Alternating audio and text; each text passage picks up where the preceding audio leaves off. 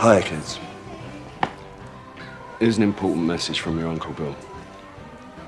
Don't buy drugs. Become a pop star and they give you them for free. Don't adjust your settings. You tuned into Zaddies, a Metal Gear Resurrections podcast, hosted by Johnny, Adam, and Eliot. Now sit back and relax while we discuss gaming, film, TV, pop culture, and whatever else comes through our crazy zaddy minds. Keep going. Hello, everyone.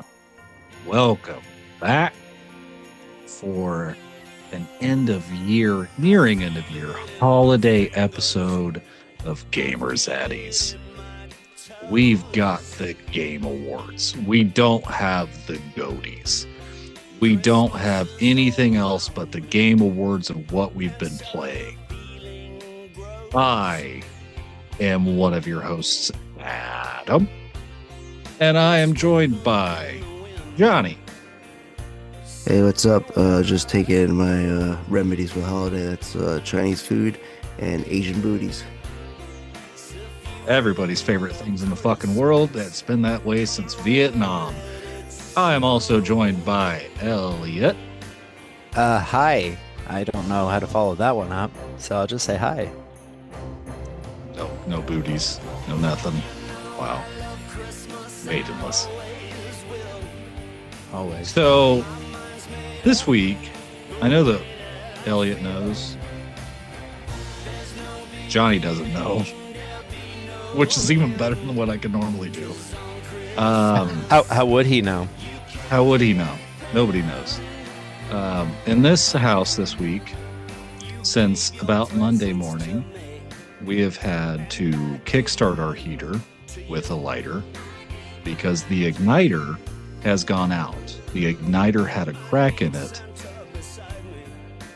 And dear listener, I know that you couldn't believe this because the dumbass that I am. My wife actually had a hookup to get a replacement igniter. And, you know, when the arrow on the box is pointed up and you see it 1 second too late, and the, I don't know, like charcoal-based material that makes up an igniter falls like 1 inch, it shatters. So that was my wife's birthday. She brought this home. I shattered it on the fucking counter. That's great. Also, Monday morning, we realized that our adopted stray cat had ran out of the house. We nabbed it. But hey, guess what? Also on my wife's birthday, ran out again. Was gone for a couple hours. But who gets to be the savior of the day? My wife. Because that little bitch was just sitting on top of our AC unit in the backyard. Your wife was sitting on top of the AC unit? Yeah, she was, that little bitch. And then my wife just went and plucked the cat off it. Like, cat didn't try and run. Cat was just like, hey, dude, you're cool. Like, I know you. The other people that have tried to catch me, I don't know them. I've lived with them in the same house for a year. And has thankfully, since Tuesday, we're recording on a Thursday, since Tuesday has not successfully ran out of the house. Let's go that direction. So the igniter for our furnace will also not be arriving until Saturday. So we're going to just keep on treating this shit like it's the 1880s and light this bitch by fucking candlelight and hope that nobody gets either, I don't know, carbon monoxide poisoning, or somebody goes to light at the one time that there's maybe too much gas in the utility room and fucking blows the house up. So that's where we're at. I hope you guys have had a better week. Animal wise, I'm having a literally pretty shitty week. Our 13-year-old dog is getting borderline incontinent. Every night, like I sleep in my undies. You guys imagine that. It's very, very sexy. So I just like take my shirt and shorts off and I throw them beside the bed, and I'm going to put them on the next morning. This morning when I woke up, I went to grab my shirt and it was wet. And I smelled it and it didn't smell like much of anything. I was like, that's weird. Like, but my dog likes to like lay on our clothes and like lick himself. I'm like, oh, it's probably just dog slobber. Sure. So I get another shirt, I go work out and stuff, and I come back up, and then my wife has a light on. I'm like, oh, I'll look. No, it was pee. It was a white shirt just like this, and it was just yellow from piss. He peed all over the shirt. I don't know. Somehow not very stinky pee because I couldn't smell it, or maybe I just don't have a sense of smell anymore. But yeah, so my wife let him out 3 times today. He did not go to the bathroom outside at all, but he pissed and shit twice each inside the house. So that's fine. He's 13. If he goes over that Rainbow Bridge, whatever you want to call it, it would not be the worst thing in the world. Sure. It's kind of like after the holidays are over, we're going to kind of have that quality of life conversation, I think. Yeah. Go to the big Like farm. Elliot's heard me talk the Rainbow Farm. Elliot's heard me talk about this, and my wife talk about this when we were at his house. Like, I cannot handle doo-doo, like of any kind. Like solid doo-doo, liquid doo-doo, I cannot. So power to you, man. What about gaseous doo-doo? I mean, maybe. Like, as long as there's no physical evidence, I think I would be fine. What if it's like a a literal fart cloud like you see in cartoons? Like, what if that erupted out of something? I think it'd be fine because, like, it's still not like a thing that can land on the floor and leave evidence. I think that's where it is. Like, it's the evidence part that does not sit well with me. Yeah, that's my wife too. Like, she will leave if possible. She will leave it for me. Any kind of gross thing. Like, most of the time, it doesn't bother me. I might like gag a little bit, just like as a reflex. But like that stuff usually doesn't bother me. But it's still annoying as fuck. No, like it's a full-on coughing fit leading into you can no longer breathe, therefore you must vomit kind of thing. My being fine with disgusting bodily fluids dates all the way back to my very first job. I had 2 very first jobs. One was a paper route. Thank God that doesn't deal with disgusting body fluids. But at the same time, my dad picked up my dad was an oil man for years and years and years, but one time he randomly decided for about 4 years he was going to quit and become custodian at a senior living facility. And so when he was doing that, they were like, oh, we also have the senior center here in town. Do you want to clean that every other week? And he's like, sure, I'll do it on the nights. And he's like, Elliot Mason, you want to go? I'll pay you part of it. I don't know how, but my job became to clean the bathrooms. And there's nothing to this day. I've never seen anything more disgusting than the men's bathroom at a senior's, the senior center. So this is where like old people who supposedly live on their own and can function on their own. This isn't like a retirement facility or anything. Go to like play cards and do shit like that. Just the most disgusting. So like I'm pretty much immune to any of that nasty kind of shit now because I was 9 years old cleaning those fucking disgusting bathrooms. So Thank you. yeah. Piss dripping off the stall walls, and it was like dripping when I got there. This was like hours after it closed, and there was still like drips. So it's like, how much pee was on those walls? Drippity drop-oo doo-doo. Johnny, how's your week been? Has it been pissy? Has it been drippy? It's been wet, of a different priority. More like Not the good kind of wet, though. Mucus phlegmy, and waking up from fever dreams. I had the flu, and yeah, so I thought like starting Sunday, seeing shit on Twitter and you guys messaging me was part of my fever dream, but no, it was all fucking reality. I literally thought it was a fucking fever dream, and I was like, that's not accurate, all right. And then it just got worse afterwards, and then finding out my daughter has the fucking flu, and I was just like, you know what, maybe we should just send her away to a fucking convent or something. Fire station. Yeah, she gets me sick so much. You don't want to get those. You don't want to get those firefighters sick. You know. They probably just They're saving lives. They probably just torture, call her a witch, and then like extinguish it when she's like fully. She's equipped. done. They're firefighters. Like, yeah, I mean, sounds right. Well, would that be before or after she turned into a giant 50-foot tall monolith? A little preview of Game Award talk later tonight. Can't wait. All right, shall we roll into it?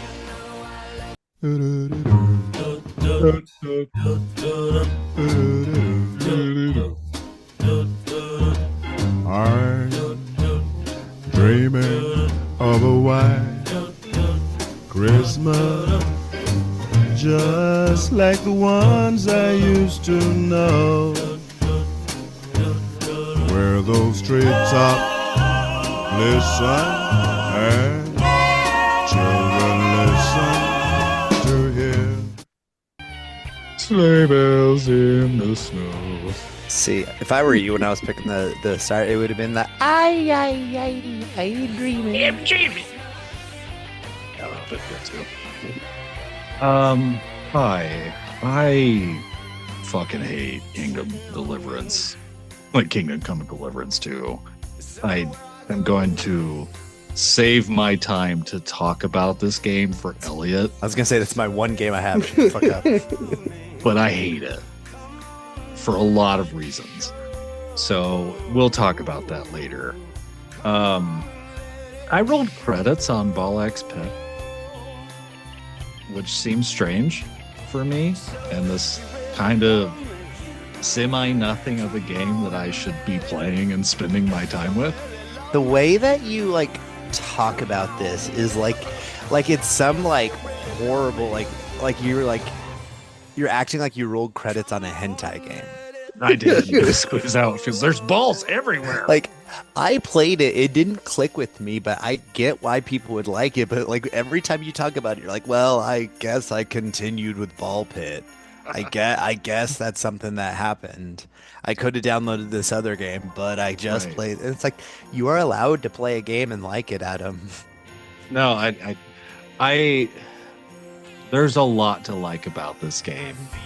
And I guess spoilers, I'm going to talk about this game in another episode. Okay, like well, let's move on. And I'm not done talking about this. I think it's a fascinating thing because it's so nothing, but the mechanics of it like make it something. And like I guess that's the most generic way that you could talk about a game. But the second that you get the chance to bring in two of the characters into a session, it changes up the way that you kind of think about it. I don't think we've recorded since Lily and Elliot and I were going back and forth in a group chat since Harry was in Hawaii. But like there were times after I unlocked a character that basically literally plays the game for you. Like I let that fucker run for like 45 minutes. It allowed me to do dishes. It allowed me to get caught up on laundry. Like it allowed me to do all of these things.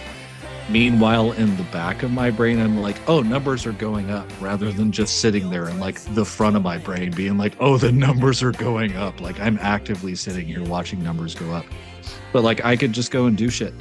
And so was this the character you unlocked, or like something that does a specific character just kind of it's a specific character. Like you unlock, I can't remember if his name is the Philosopher, and I can't recall the one that actually plays it, but like there's one character that you unlock that actually just chooses all of your upgrades for you. So like that's one path that you can go, and you have no choice over what they do.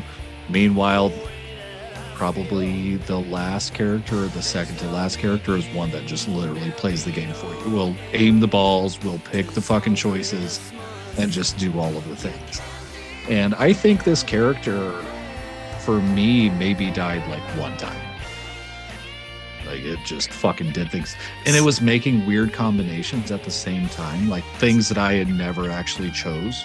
Okay, because I was gonna say I played I don't know, a couple hours. I beat the first 2 levels. So, were you at least with this character like picking your combinations and your evolutions and stuff? Nope. No, it did that too. It does all of it. So what makes this game so fun for you is the fact that you didn't have to play it. Am I hearing you that right? Oh no, because again, like I've rolled credits, and I think to roll credits you have to beat the last level with 8 or 10 different characters. So aside from that one, which like I paired him with one person, and that was it. Like I basically used him as a leveling mechanism, for the other characters, but then whenever like it came time for me to want to sit and just say, I've got 15 minutes, I've got 12 minutes, like I can sit and jam through a level. Like I finished the level before we jumped on because it's a good 10-minute game.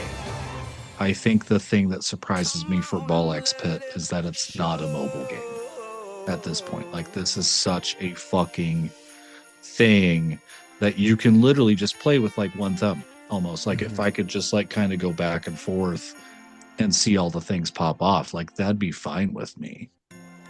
It's not that. So I don't know. Like I don't know what to think of it. It's fucking interesting in the worst ways.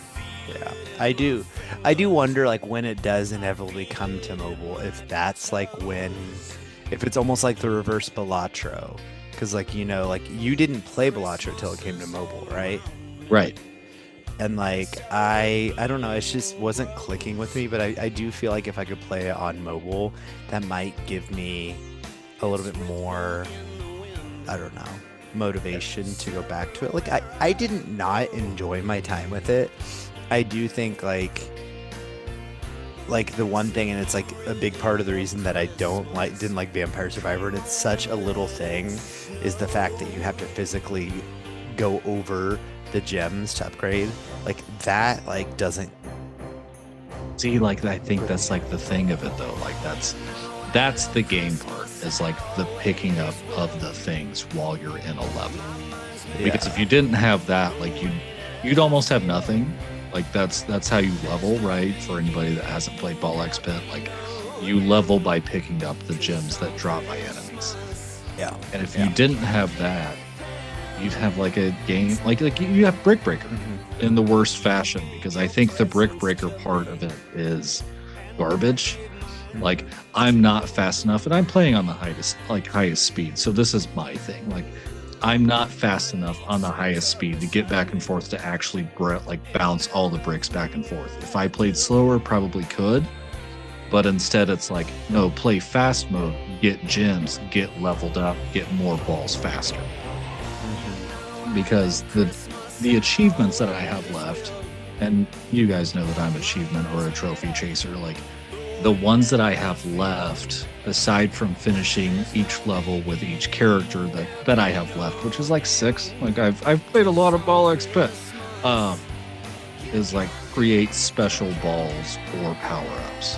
I got a couple special balls for each one. I bet you fucking do. But like I created one that I basically had to follow an achievement tracker to find, because it's like you need 2 of this ball of level 3, and then you make that evolution of those 2 balls together. But then you need these 2 balls to also be at level 3, evolve them, and oh wait, there's a mystery ball that you also need to level up to level 3. So it's like you basically need 6 balls all at level 3, combine them separately, and then you have 3 like evolved balls, 3 evolved balls, and then they make 1 ball, which is like a fucking super duper ball. But I did one unintentionally, like I made a nuke, which basically is exactly as it sounds, like it just fucking drops an A-bomb on the middle of the field and damages everybody. Like, I did that unintentionally. These other ones seem a bit more deliberate. So I don't know, like it's unique in that way. I think the fusions are great, but I'm going to also stop talking about Ball X Pit, because I'm going to talk about Ball X Pit later. Like it's somewhere. It's not like, it's not in the top 5. Like I'll give it that. It's somewhere though. Have we recorded since I finished the first Sly Cooper? I don't think we did. No, yeah. No, you didn't even like, you just message like, I'm downloading Sly Cooper, and then you like periodically like, I beat the first one, I'm on the second one now, and I'm like, I was like, why the fuck is this guy playing 20-year-old games for no reason? So the PlayStation Plus catalog fascinates me in the way that it has classic games, like good, Some of them are good. Most of them are good. Probably maybe half of them are trash. But like Sly Cooper was on there. And Sly Cooper was always a blind spot for me in a way, but it was like the perfect amalgamation of games that I love. Like I love platformers, I love stealth. So I thought, why not? Like, why not? And if I can also be a part of the, you know, community that is the resurgence for Sucker Punch to make a better, bigger Sly Cooper that like fits in today's standards, I can do that. Like I would like to do that. I'm doing my part. I didn't do fucking shit, but I'm doing my part now. And it's okay. Like I think the first Sly Cooper is okay. It's level based, right? Like I think it was 6 levels, and each level probably had 5 sub levels within them. And those sub levels are like, go clear this area, go collect the collectibles inside of them, and then you get to the end and you're like, oh fuck, I missed some collectibles. And then guess what? It's not a Metroidvania, so you're not gonna get shit that really gets you to find things in the other levels. And like I got through it, and I told you guys, like, I'm not trying to 100% this. I don't want to 100% these games. But it was fine. Like, it was a fun time. I think the stealth is not, it's not terrible, but it's not good. Like, and I think, and I would even say it's not okay. Like, there's really no stealth in the first game, kind of aside from just like walking around places and being like, oh, the enemy didn't see me. Like, it's that base level of stealth. Like, there's no vision cones, there's no anything like that. But at the end of the day, like, it's an action platformer, it's a character platformer, so you just like go hit them 3 times and you're done. Like, okay. But the performances are good. I think the graphics, I mean, for what they were, would have been like okay. It doesn't look bad, it doesn't feel bad. There was maybe one spot where I had to Google it and be like, how the fuck do I get here? Like, I see where this thing is. How the fuck do I get here? And it's like, oh, we'll go halfway around the map and you can come back. But then I get to Sly 2. And I need to go back to Sly 2. Because Sly 2 changes it entirely. Like, instead of just being Sly Cooper in a big level full of sub-levels, the big levels almost serve as open world. Like a small open world. And meanwhile, like, you're collecting these bottles that open a big safe. But Sly 2, you play as all 3 characters of Sly's company, which I think is neat because, like, one's a hippo, so he's the big fucking hard guy and, like, will beat the shit out of anything. He's a nerd, though, like, so I'd say beat the shit out of anything. And then you've got the turtle, who obviously isn't going to fight, but, like, he has a tranq dart and bombs. So your thing is there, like, tranq the guy, go bomb him. But then you bomb him, guess what? It's a stealth game, so everybody else hears it and comes running to where you are. Like, I think it's unique. I think Sly 2 is incredibly unique. I see why people think it's the best of the series, because right now I agree. And it actually, like, it feels good to play. I think where Sly 1 did not feel good to play, Sly 2 does. So I don't know. Like, Eliot, you didn't play Sly. Johnny, I think you said that you wanted to play Sly. No, Yeah. I was a Jack and Daxter guy for sure. Like, I felt like, and I know they're different, but I felt like when they came out around similar times, that it was like, you are one or the other, not both. And I was like, oh, this has stealth? Yeah, fuck that. So, Yeah, I never got around to Sly. Wanted to. Like, Sly 1, I think, came around at the time that I would like to have played it and never actually got the chance. But it's not where we came from. Like, it's not Metal Gear, and it's not Jack. Like, I think at that time, kind of the merriment between 2 with animal characters kind of just didn't feel like a thing that I really wanted to jump into. I don't know. Like, we'll see. Lastly, like, I've jumped into Skate Story. Have either of you started Skate Story or anything like that? Yes. no, it was something that I Hell looked, yeah. It was something I looked at and I was like, ooh, I could play that, but then I didn't, and I played a shit ton of a different game. Mm-hmm. Sure. All right. Well, I will save my Skate Story time time for Johnny. Let's move on to the next asshole on the screen, so they can talk games. Who wants to be the next asshole? I shall go.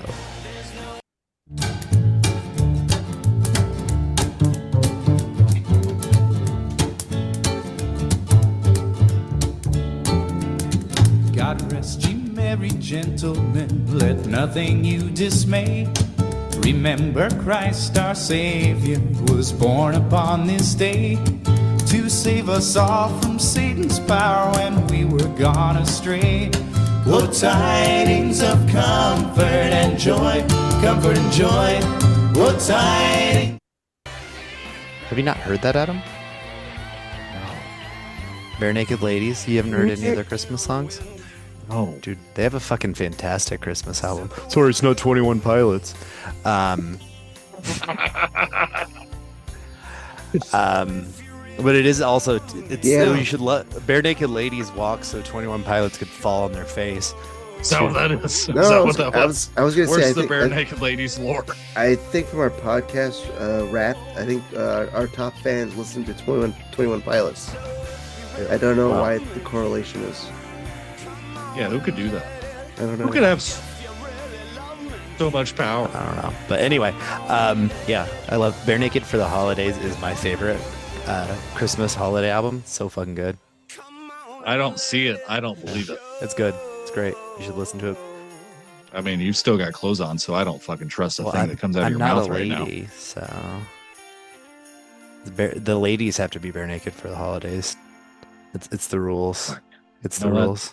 When you're right, you're right, and you're right. So, I finished Lumines Arise. It has like a story mode where you go through like the different stuff, and as far as like biggest disappointments of the year, I would say Lumines is up there, but I don't think it's Lumines's fault.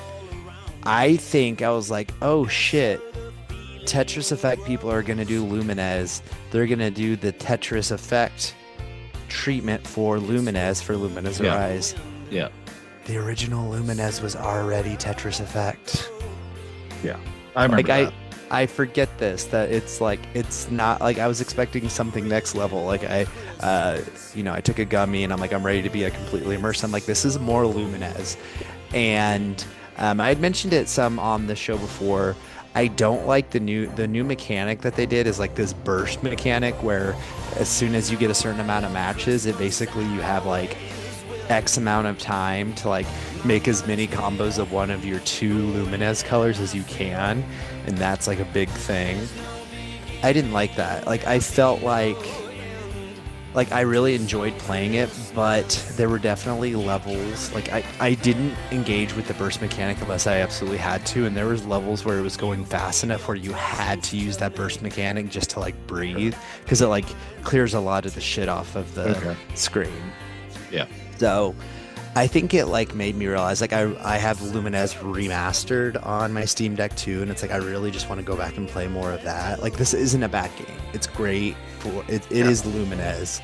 But I didn't love that burst mechanic, and it was just more Lumines. And it's like I do kind of want to like if I could go back to like my how old were we when the PSP came out? My 10-year-old self, like 13, 10, 11, 12, whatever, and see like am I not as good as Lumines as I used to be? Because it's just like I played probably 8 hours of it to get through everything and just messing around with different modes and stuff. The final level was just survive for 10 minutes. Ugh. All the other levels are like you have to clear 120 blocks or whatever. Then you move on. The final one is like survive for 10 minutes. And it was like the first time I failed and I still had like a minute left on the timer.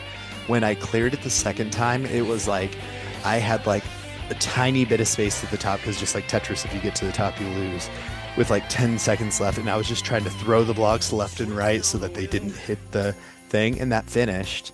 And I was like, that wasn't fun.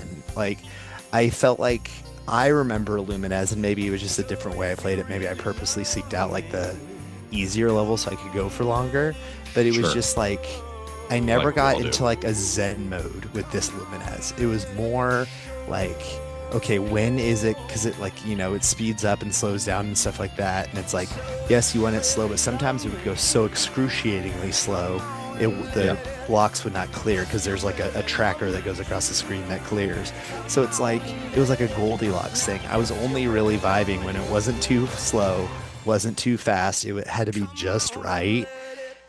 And that would only be for a little bit of time, and then it would move on to the next level because each stage would be like 4 different levels. Some would be real songs, some would be made up random ass sounds, and like the aesthetic would change. And I don't know, it's just like I do think like I was expecting it to be something crazy and mind blowing when that's already what Lumines was. And I think I've heard like other people talk about it, and it's like, yeah, like it's almost like Tetris Effect. Like if you could go back and ask those people, be like, are you giving Tetris the Lumines treatment? Is this what you're doing? They might have said yes. Like, right. So I think my expectations were just a little off on that. It's a good game, but I said like disappointment, not because of the game's fault, but because of what I like, unrealistic expectations. Like I was not a big Tetris fan or guy. I'm still going to stand by that. Like that's fine. Like I will say I'm still not that person. But like Tetris Effects was cool as shit just because what Tetris Effects did. So like, would you see non-Lumines players coming to play this? It might be a decent entry point to the series. Sorry, I had to go knock a cat from getting in here and then screaming at me. I don't know. I mean, I guess it could be a good entry point, like, but it's not like the entry point. I think like if you want to just play Lumines, like Lumines Remastered, I think Lumines Remastered is even on phones, and like it would actually be a pretty solid phone game. Like I don't think there's anything here that it's like this is the definitive way to play Lumines. You know, like so. Because that's how like people felt about Tetris Effects. Like that's the way that you should play it and all that. But the thing about, and that's the thing, is like, what did Tetris Effect do? It made like crazy backgrounds and music and lights and all this stuff. Lumines has done that since PSP. Like, so, and that, like, so I don't know, like, yeah, like going back, if I would have changed my expectations, I might have been like, okay. And like, I'm not done with it. Like, I'll have it. Like, I just did kind of like the journey mode in the middle of it. There's other things you can do. And like I said, maybe if I just play it more, I might get back into the swing of it. But I want just one where it's like, where I can just play for like a long time. Like shit, the PSP one. I remember that I would legitimately, and again, I was a teenager with unlimited time on certain days, but I would be like, okay, I'm going to play this. And like, I would have a session that would go for like 2 hours. Yeah. And this one, it's not set up that way, I don't think. So, because there's not like. Is there not an endless mode? I thought there was. There is an endless mode, but it's like I just feel like it changes up. It's like it is trying to be like, because Lumines had all the different ones and stuff, but like, and again, obviously my memory's not remembering, I guess is what you would call that.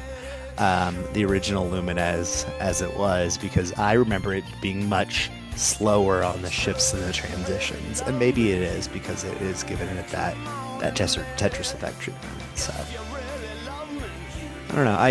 I'm not like regretting buying it. I think it was cool. I think it's something that will stay on my Steam Deck. But yeah, not like the definitive. Like I really thought like I would play that and be like, Lumines is back and Arise is the way to play it. And it's like, oh, it is fine. And like I said, I actually wish that there was like, hey, turn burst mode off, and like you don't have to interact with it. It's an activate thing, but you get graded at the end of each levels. And if you don't do the burst mode, like one of the things that grades you on is like how well you use the burst mode. Don't like that. Like, yeah. So, but I mean, I get why, because that is like the new mechanic of the game. Sure. If they wouldn't have done that, then people would have been like, hey, this is just Lumines. Yeah. But yeah. Then let's see. I cannot remember. I think the last time we talked, I had finished Final Fantasy Tactics. I can't remember. Regardless, if I didn't talk on it. Final Fantasy Tactics, I understand why it has such like a place in like the memory of like story and all that stuff, and so Game of Thronesy, because it is, of any games I've played this year, there are 2 games where the ending has sat with me, and I just think about the ending a lot. It is Final Fantasy Tactics and Expedition 33. Sure. And the end of Final Fantasy Tactics is something I just think about. And the way that it just like, the way it ends is just like, it's something that makes you think a lot more than like a lot of Final Fantasy games do. And I think that that's like pretty awesome. It's why like I will talk more about Final Fantasy Tactics in a couple, or Oh no. Oh no. Our game of the year. And it's like, it's almost like I got it from the library and I returned it. But it's like, when Square Enix has one of those insanely ridiculous sales like they always do, I might get it again just to have it, because it is just very satisfying to play through those tactics battles. Well, God knows you need something to play on your Switch too these days. I have been playing plenty of stuff on my Switch too. Trust me. What have you been playing that's not Hades 2 that came out this year on your Switch 2? Final Fantasy Tactics, Mario Kart, Donkey Kong Bonanza. Buy it. You've only played 4 games that you really enjoyed on your thing. Still something. I'm not wrong. How many games since July have you played on your Xbox that you really enjoyed? Adam is all and let's Silk see. Song's right there for one. And it's my replacement for Switch. I've been playing Pokemon with my daughter, and it actually runs good. I've been going back to the Nintendo Classics. It's replacing my Switch 1. My Switch 1 is now in a box. So you're acting like... You're also asking about a question that I've owned since 2020. Well, one that I bought. No. You're the one. No. You're the one that's like, oh, your Nintendo Switch 2 is so pointless. Hey, Johnny, do you play your Switch 2? No. Ignore Exactly. Johnny. Ignore Johnny. I play my Switch 2. Exactly. I play my Switch 2 a lot. I do. And and that's the thing. It's a replacement. It's backwards compatible on Switch 1. Oh, did you question? Oh, wait, real quick. No, fuck you. Fuck you. I've got answers. Ball X Pit, Silk Song, Keeper, which I watched my wife play, Silent Hill F, and as much as I did not wholly enjoy Mafia, I'm glad that there was a new Mafia out. Okay, you only liked 3 of those games. So I had 5 fingers up. you like Silent Hill F. I mean, it was a game. It came out. No, it's my Is Switch. it on fucking Switch 2? No. My Switch 2 is Not yet. has replaced the Switch 1. That's a big thing. Like Switch 1 everything ran like Dookie. Oh, okay. Did you pull out your PlayStation 2 to play Sly Cooper, you stupid fuck? They're gonna bust out. No, because I didn't want to go buy it, but would I have? Yeah. Oh, I'm sorry. Did you play on a console that had backwards compatibility? Weird. Huh. I was gonna It's say almost like that. It's almost like having a Dispatch. more modern console. Having a more modern console that you can play those games on is nice, like the Switch 2.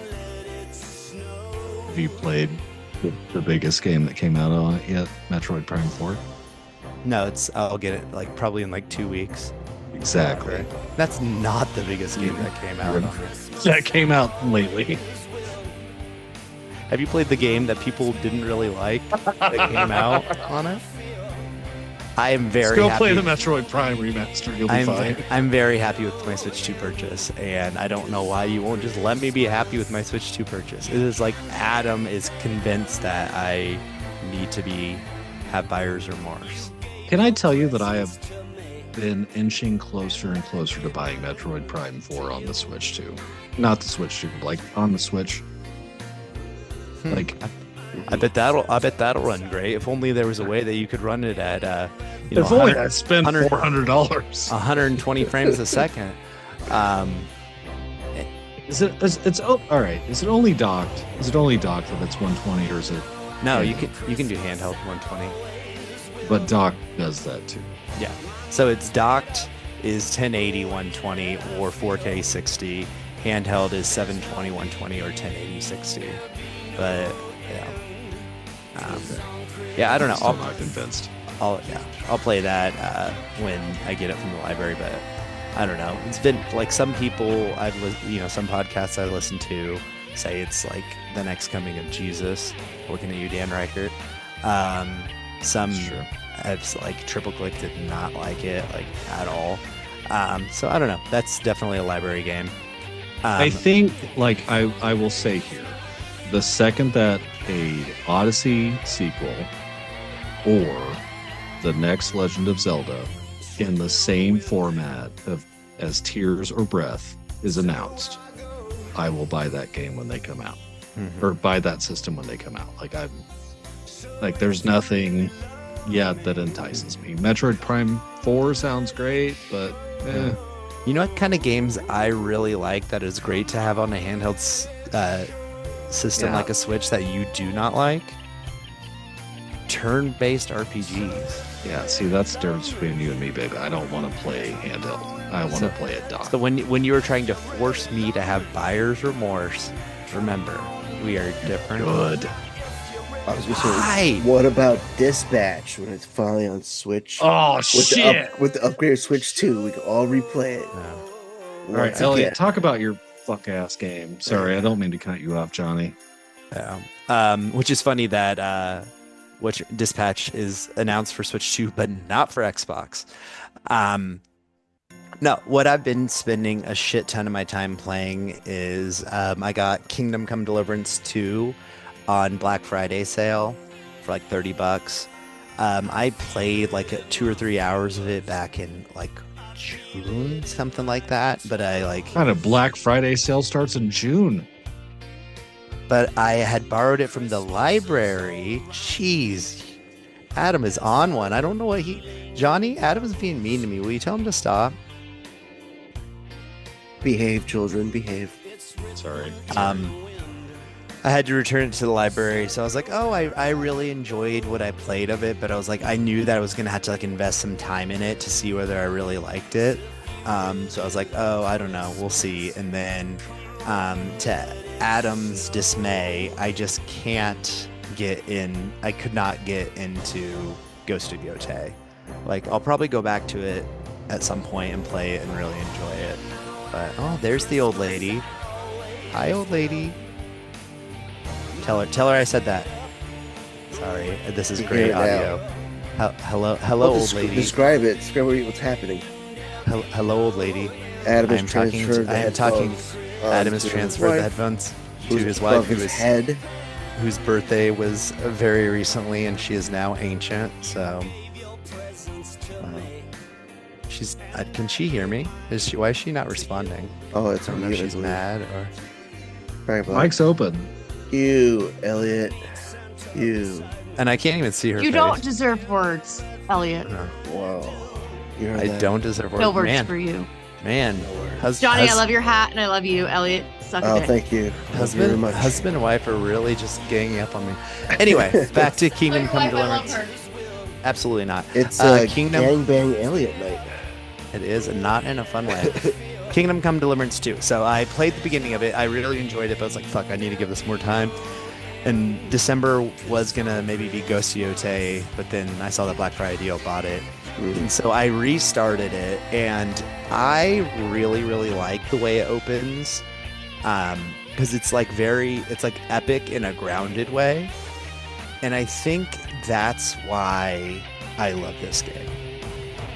Sure. Is because it is epic in such a grounded way. It's like, the first time I went and played Skyrim, I loved it, and I loved all the fantasy stuff, and I did all that stuff. But like when I returned to Skyrim, it's almost like I wanted it to stay grounded. At the beginning of Skyrim, things are difficult. There's the friction and stuff, but pretty soon you get your powers, you get to level up, and then you start getting really strong and just like unbelievably strong, and you can kind of do whatever the fuck you want. If you want to kill every guard in a town, fuck 'em. Right, yeah. They're not going to be able to stop you. This game is, for those of you, anyone that doesn't really know, it is it is a medieval, not a medieval fantasy game. It is a medieval game. It's set in like 1500, like Bohemia, and you are like basically, you don't even have like really a title. Like when you try to like describe yourself, you're basically like a lord's bodyguard, kind of. And I mean, Kingdom Come Deliverance 1, I know a lot of people liked. I never played it. It does a really good job of just like kind of getting you caught up to speed cinematically, and he refers to things that happen and stuff like that. But kind of like where you're like, oh, I'm sure if I played the first game, I would be like, oh, I remember that. But it's like, this is just something that happened in his life. It doesn't necessarily affect. Yeah, it's backstory. I know, but where I'm at now, there's somewhat of a direct continuation from the first game, but I think I'm going to be fine. But it's just like everything just feels like, it's like, what if a Bethesda game didn't have that weird ass fucking jank? Like, what if it was like, when you talked to people, I don't know, she didn't know she was muted. What if when you talk to people, everyone that you could talk to actually had something meaningful to say, and by just doing conversations, like a quest could actually start, and it's not like these like robot, and it's like, of course there's going to be like some of that stuff, but it feels like a more alive game because it is so grounded. Sure. And like the weird thing is, my least favorite part of it, and even this I'm getting a lot better at, is the combat, because the combat is like, hey, if you're in a one-on-one fight and the guy is wearing like good armor, good fucking luck, especially at the beginning of the game, because you have to be able to like counter and parry and like make sure you are attacking the uncovered parts of him and things like that in a way that it's like, oh, Skyrim, if you're playing a sword, is just attack, attack, attack, attack, attack, they're dead. And it's just all like, it feels so immersive. Like, I've never really been one that like has gotten really into like immersive sims, but I feel like this one is like really getting me, because it's like, I care about Henry, who's the main character. I care about his dumbass dude that he's in charge of, or Lord or whatever, Hans, who's such a fucking prick. But you care about him. And the story, it's like, literally last night I was playing, and it was like, you could ride to the next town on the horse and have a chat with someone, or like one of the options is to fast travel. I'm the type of person that is always fast traveling. In this game, I exhausted all the dialogue options before I fast travel. Yeah. I don't know. It's literally like, it's like je ne sais quoi, like the I don't know what. Like, I don't know specifically why everything is working for me. Like, making a fucking horseshoe at the blacksmith takes legitimately 5 minutes, but when you are done, that's your fucking horseshoe. You made that horseshoe. Is that how you feel? It is. It is. Is that how you? That's your horseshoe that you're gonna sell? It's my horseshoe. That I find that to be so aggravating. I think it's good. I will say that. I think it is a good mechanic. Yeah. But fuck your fucking horseshoes. Like, those were the worst things to try to forge. Yeah. And it's deliberate, right? Like, yes. Yeah. I think if I had to be the antithesis to everything that you have said, the combat is garbage. And it's not from a Skyrim level either. Like, the Skyrim combat is garbage, right? Like, that's just swing your fucking sword. I think the directional challenge that this game wants to present to you during combat is not clear, nor is it great. And I'm going to go so far as to say it's not even good. Have you, when you played, which sounds like you're probably not going to play I much didn't meet anymore. Tomcat. Okay. Because there are some like fighting and some tutorials that really kind of spell it out a lot more that you have to seek out, which kind of sucks that it is that way. But like, once I did that and it was explaining more about like the combos and the way that you can use them, and it's like, sometimes it is just about doing the perfect parry. You don't need to parry and attack every time. Sometimes it's just blocking and waiting for openings and stuff. So I thought the combat was garbage until I started to learn. And I'm not saying like I love the combat. Like, I don't think, but like, I've played this game for I think 13 hours now, and like legitimate, like, okay, I have my sword out, you have my sword out, we're fighting to the fucking death. How many times has that happened in the 13 hours? Maybe 10. Maybe. Right. Yeah, maybe 10. And I will say the part that you were on, there's one part which I think is supposed to be a stealth tutorial, but they don't really signpost it. You have to clear out a camp with 5 guys. When you are doing something like that, I think it's supposed to be overwhelming. And that's the thing, is this is the type of game it is. Like, I get why, like, I don't agree with the people that are like, oh, this is a better RPG than Expedition 33, but I get, like, if you're talking about like immersing yourself into a role, that kind of RPG, yeah, like this has it. Like, I'm very intrigued to see, like, as I continue on, like how much like the fighting actually has to happen, because very similar to what I've liked in the Outer Worlds 2, there's been multiple times that I've talked my way out of a fight. There's things like that, but it also feels more difficult and organic than Outer Worlds 2, of like, oh, I didn't just find this piece of information. That piece of information is like a get out of jail card. I need to figure out like what, like, you know, what is the situation? What are my skills? What is this person expecting from me? What is the reputation of this person? Shit. Right. Am I covered in shit right now? Do I smell horrible? If I smell horrible, he's not gonna give a fuck what I say. Right. I just ran through that fucking literal pigsty. There's people around me while I'm having this conversation. The guy walks behind me and is like, oh, why does it smell like shit in here? So it's just... I do like that. Like, I do love the world that this game presents. Yes. Like, I think my thing with this game, and it's the same complaint that I had with Outer Worlds 2, and you've seen me say it, like, I would like a less combat or a better combat version of this game that lets me engage with the world in the way it wants me to. Mm-hmm. Because maybe it's the tutorials, I'll give it that, but I'm going to take it back to the library tomorrow. Fuck this game. Like, where I'm at now, it never felt like I was doing combat right. And to me, as a person who has to engage in the combat, that's not fun. Because, right, like, you get through your first big quest, and then it's like, go see the blacksmith, and Eliot reminded me, it's go see the other person who is the other person. Go see the miller. And it's like, well, dude, I want to fight people. Like, if I engage with the blacksmith, surely I get better weapons. And it's like, no, you're making horseshoes and axes. That's cool. I'm good with that.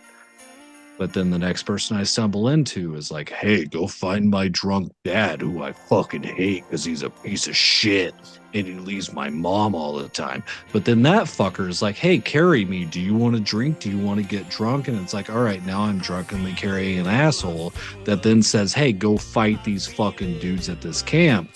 But hey, also reminder, you suck at combat. Mm-hmm. So then I'm stuck because like I want to enjoy this game, but I'm stuck at the friction point of combat not great. Combat probably good for people who good at it. Adam not good at it. So now I'm stuck. And it's like I've stole the bows. Eliot, you know, I told you. I don't know how other people would know. Like I fought the bow dudes. And guess what? Bows kind of also suck when you're fighting people with shields and helmets. So what do you fucking do? You're just like, I'm gonna fuck off. But this also seems like the kind of game where it's like, if you leave drunk dude at the camp for too long, go do the other quests, drunk dude might be dead. I'm like, that's cool. Like, I see you shaking your head, listeners. He's shaking his head. That's not the thing. But like, that's where I'm at with this game. I think it's so rich with mechanics that I want to manifest mechanics that it's even richer at. Mm-hmm. Right? Like that's kind of what this game wants to portray itself to be. And I think there's a world where if you would have went in a world where Adam goes to the miller instead of the blacksmith, he would have liked this game because the miller focuses on stealth. And that's the thing is like I went to the Miller first and he's like, okay, well, you need to pickpocket this person and get my thing back and go there at night. And it's like, that's not how I play these games. That's never how I played Skyrim. That's never like, I want to go to the blacksmith. And like I said, like that fight, like if I were to run into a fight like that where it's like I'm overpowered by 5 people consistently, then I would be really like, okay, this game is like not where it's at for me. But like I said, that game was 6 hours ago on my playthrough, and I have not got into like a real like life or death kind of fight since.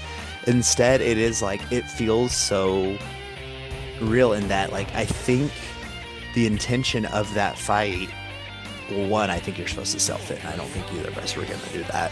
Yeah. But it's like if you are getting into a fight like that, like in the real world, in this, like no matter how powerful you are, if you're one dude against 5, you're gonna fucking die.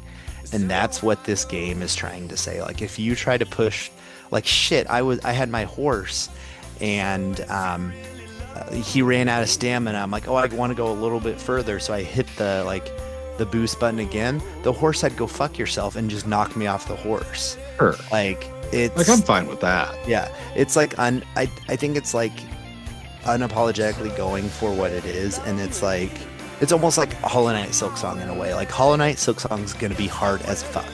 Like hear me out here.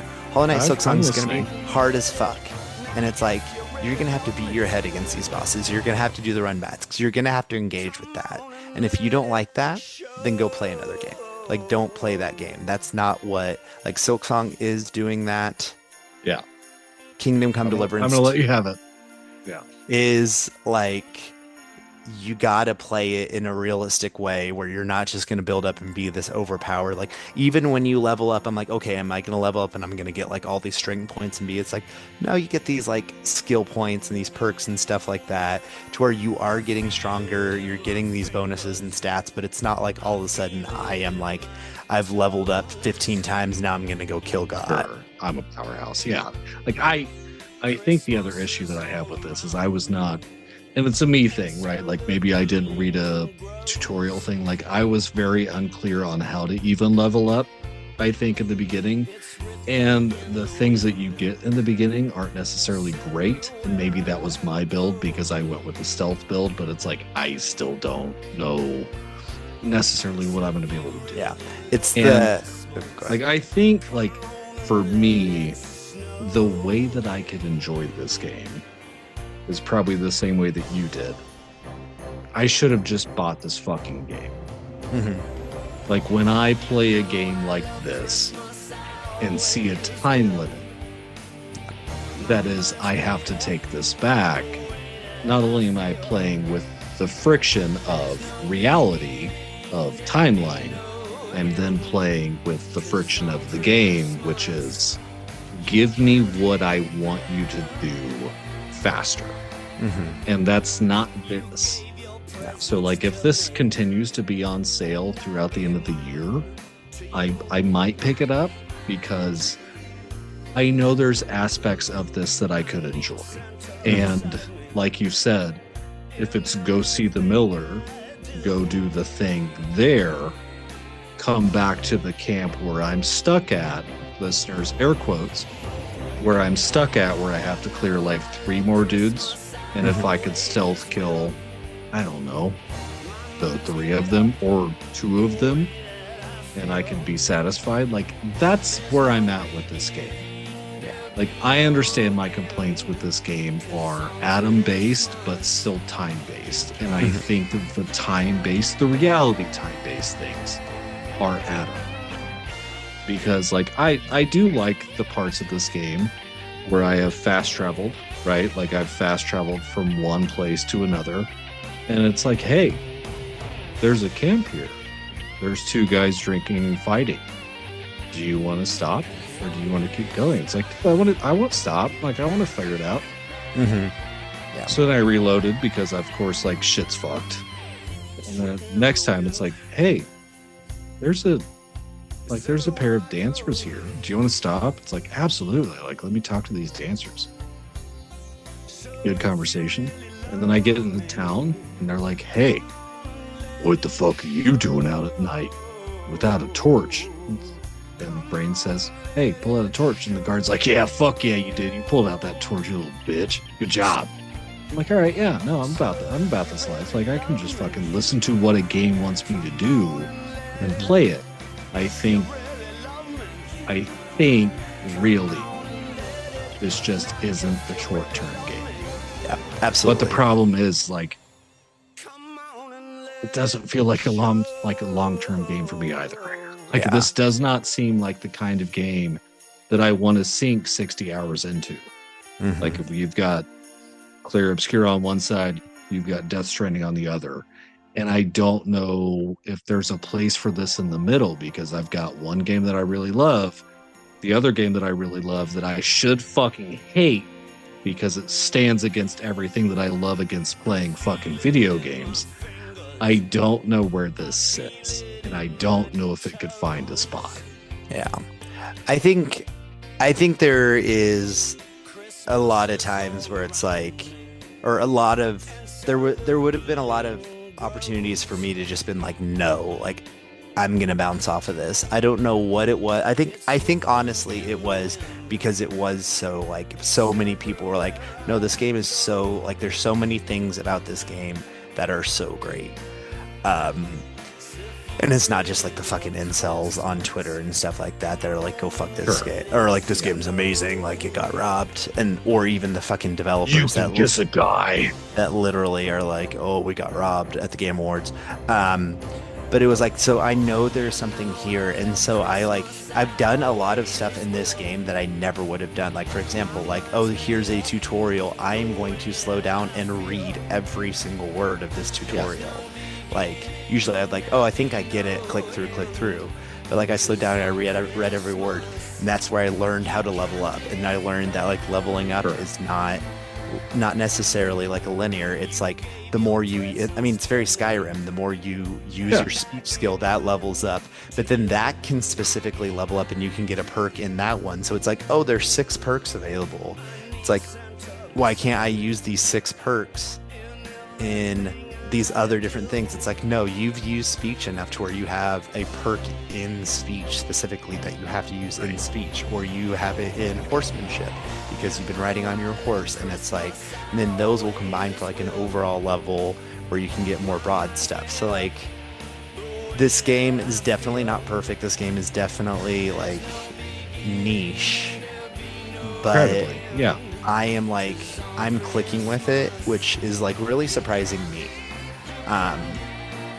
So I don't know, I'm gonna continue on it. Like, I don't think I'm gonna, well, I don't know, maybe I have 2 weeks off coming up, for starting tomorrow.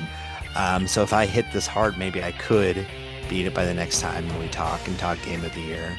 But I would be, at this point, I'd be surprised if it didn't end up somewhere on my list. I don't think it's gonna be fighting for my Game of the Year, but I'm really, really digging it in a way that, like, Ghost of Yotei, I was like, Ghost of Yotei is fine, it's fun, but it wasn't what I want right now. So, this pitch. Johnny, out of all the words that we have said, do you think you're going to play fucking Kingdom Come Deliverance 2? No. Electric Boogaloo? Like, now, no. Now, here's the thing. Johnny said no, he's not going to play it. But will Johnny buy Kingdom Come Deliverance 2? Question. That's absolutely. That's a 50-50 right there. Will he play it? Absolutely not. Will he buy it? Maybe. Yeah, exactly.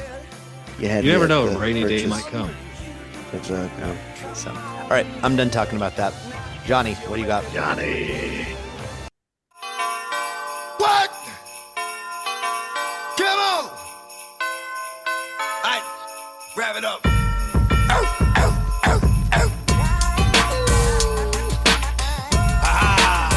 Damn! Axe! Real talk, baby! It's Christmas Eve night, and Santa saying won't come. Can't navigate these streets, they fucking overrun with drugs and guns. Some motherfuckers acting up. There ain't no nice on his list, yeah, they're too far gone. I think of the kid. I would say it's not Christmas unless you summon Ghost of Christmas Past Dark Knight X. So yeah. Fucking games. Here we go. You've mentioned it. Fucking games, man. Fucking games while Hell yeah. while hopped up on cold medicine and a blend of bourbon, whiskey, and trying to play Skate Story, and just wanted to like make sure like it's the fucking weirdest fucking game story wise, by far. Skating. Yeah. A demon made of glass and pain. Pain only if you fucking fall or run into like these fucking what look like red spikes and shit. Like it's like Red bushes, yeah, basically. yeah, and you know what? It's very quirky. It's very I don't know, it's fucking. It satiates the skater. It really reminds me of like the physics of Tony Hawk Pro Skater 1. Like Yeah. game, like you're not gonna do some crazy shit. Thus far, what I've gotten into, it's like so far I've gotten to like some realm where it's like I think a philosopher. That's Okay. why I exited that after you had to do like a trial. It's like, oh, it's kind of like their version of like a boss battle where it's like, Right. do some slick tricks, bro, unless you want to escape this purgatory, homie, kind of thing. Okay, so you've fought the moon. I ate the moon. Yeah. The fucker ate the moon. He was like, oh, I don't feel good. I was like, yeah, you dumb piece of shit. You ate the fucking moon. Which, maybe it'll tell me why eating the moon later on is like essential to this demon. But you know what? The music and the vibes are there. I enjoyed it. It was like in the beginning, kind of like tells you like tutorial, like, oh, do this. This is how you skate. This is how you do some tricks. And then as you That's how you do progress- slide. Yeah. Well, that it didn't tell me. I just did it on my own. And I was Okay. like, oh, okay, game. You didn't tell me this. I could have been fucking grinding out here, and with some fucking getting some. Oh shit, you goals. right. Okay. Oh, you didn't know that? No, I'm not Okay. like I'm right where the philosopher is, so I have not done Okay. anything for the philosopher. So It yeah, if you can grind, that's hella cool. it didn't tell me. I just did it. I was like, what happens if I try to fucking without breaking my glass body? Can I grind on this rail that just like leads to nowhere? Like, let's see what happens. I overshot that. Went to like the what was like another like not pathway, but like there's like these rails that goes down towards like your next before you get to the philosopher, and there's like these walls with like just maybe like half an inch so you can grind on if possible. I was like, all right, let me grind on this fucking rail. Overshot it. Oh shit, I can just grind my way down. That's cool. And you get some souls, and while you're in there, while you're in the philosopher, there's a supposed gift shop, which it won't also tell you. You have to like walk to it. You can't just skate Sure. to it. Yeah, I was sure. like, okay, so you gotta be somewhat like normal, but oh fuck, gotta go walk into the shop. You can like customize your board, customize the wheels, Nice. but does it do anything? I have no idea. It doesn't No, say. yeah, it's cosmetic shit. Yeah, so I was like, all right, I got souls. Let me just purchase some shit. Does it tell you that you have to exit through the gift shop? Now it tells you like to get like these 2 items Fake bug shit. for the philosopher, so that he can like go. Oh, okay, so it's right there. Like you're all right. So It's this in is the, like right that, where that, I'm at. That, Cool. like that Got it. purgatory, that kind of like purgatory Yeah. park, where that's really like it's really a spot for you to like, hey, you know, try out your moves and shit, and some like freaky walking slab of like of concrete just goes on its own. It looks like it's being Sure. held up by hands. I was like, I don't know what that is, but let me try to grind on that as well. I I mean, know the finkies. I have way better experience with this than I had like with I think what they tried with Skin when they tried to come back with that piece of shit. Sure. Like I was never a skate guy. Like it never sounded appealing to me. The controls for it sounded fucking not great. Like you said, like this is Tony Hawk. Like hold X to go, right? Yeah. And then you press circle to do an ollie when you get the ollie, and Yep. then X to or like square to slide, and then you incorporate some triggers. I think the triggers are actually pretty cool. Like it's a good way to not take your fingers off the cross of like the actual action buttons. Like it's a good way to keep that going.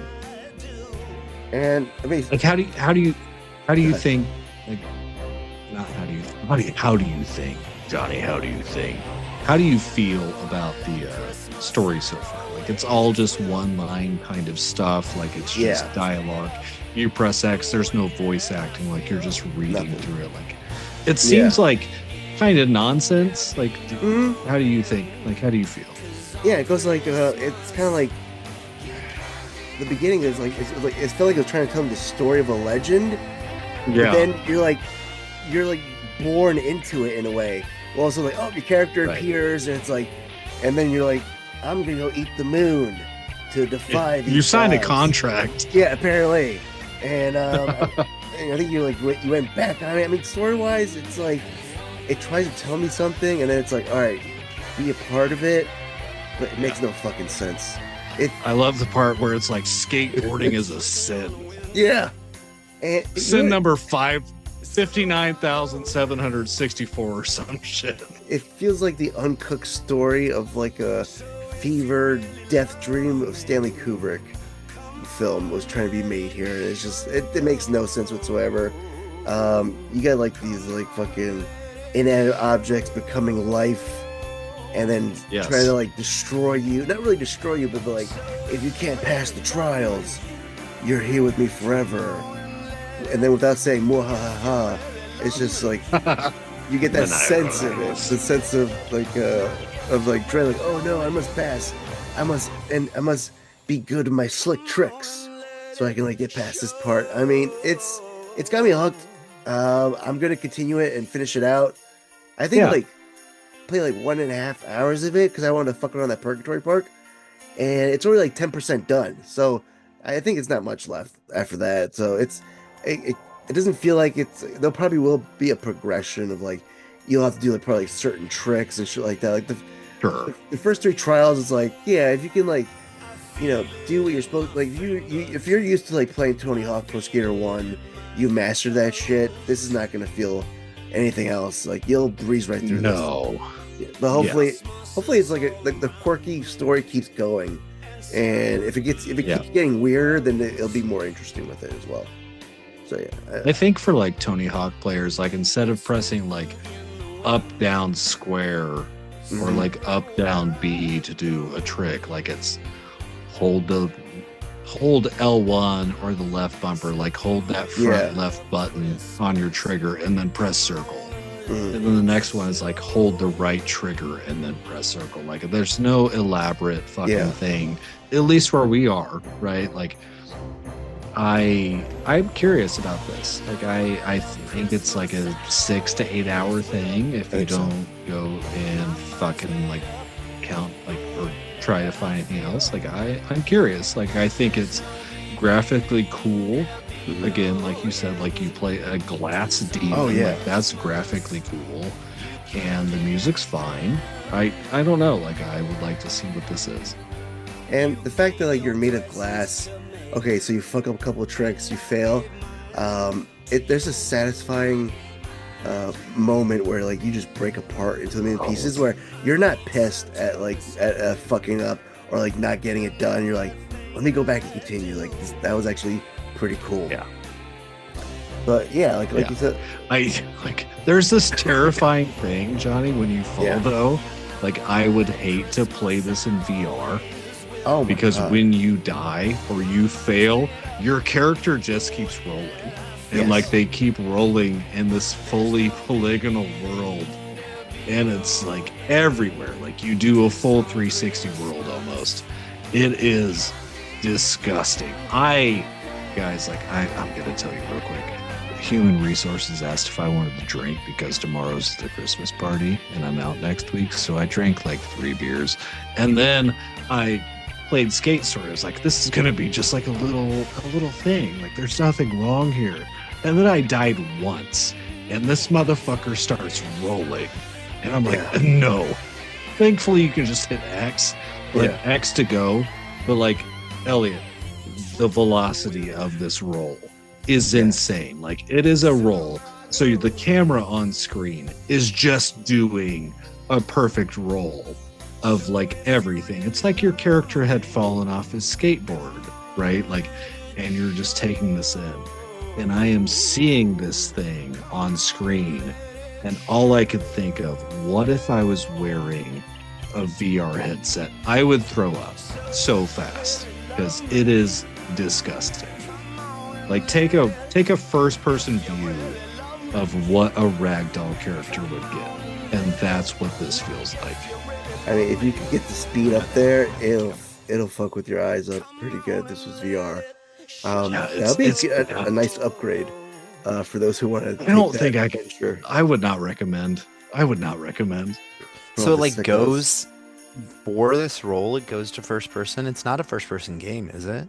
No, it's not. Third person. For the role, when you fail and you die, basically, quote unquote, character falls off board, starts rolling. It's disgusting. It's Eliza. She jump scared me. I was too busy looking at She did. I saw that. Have a good night.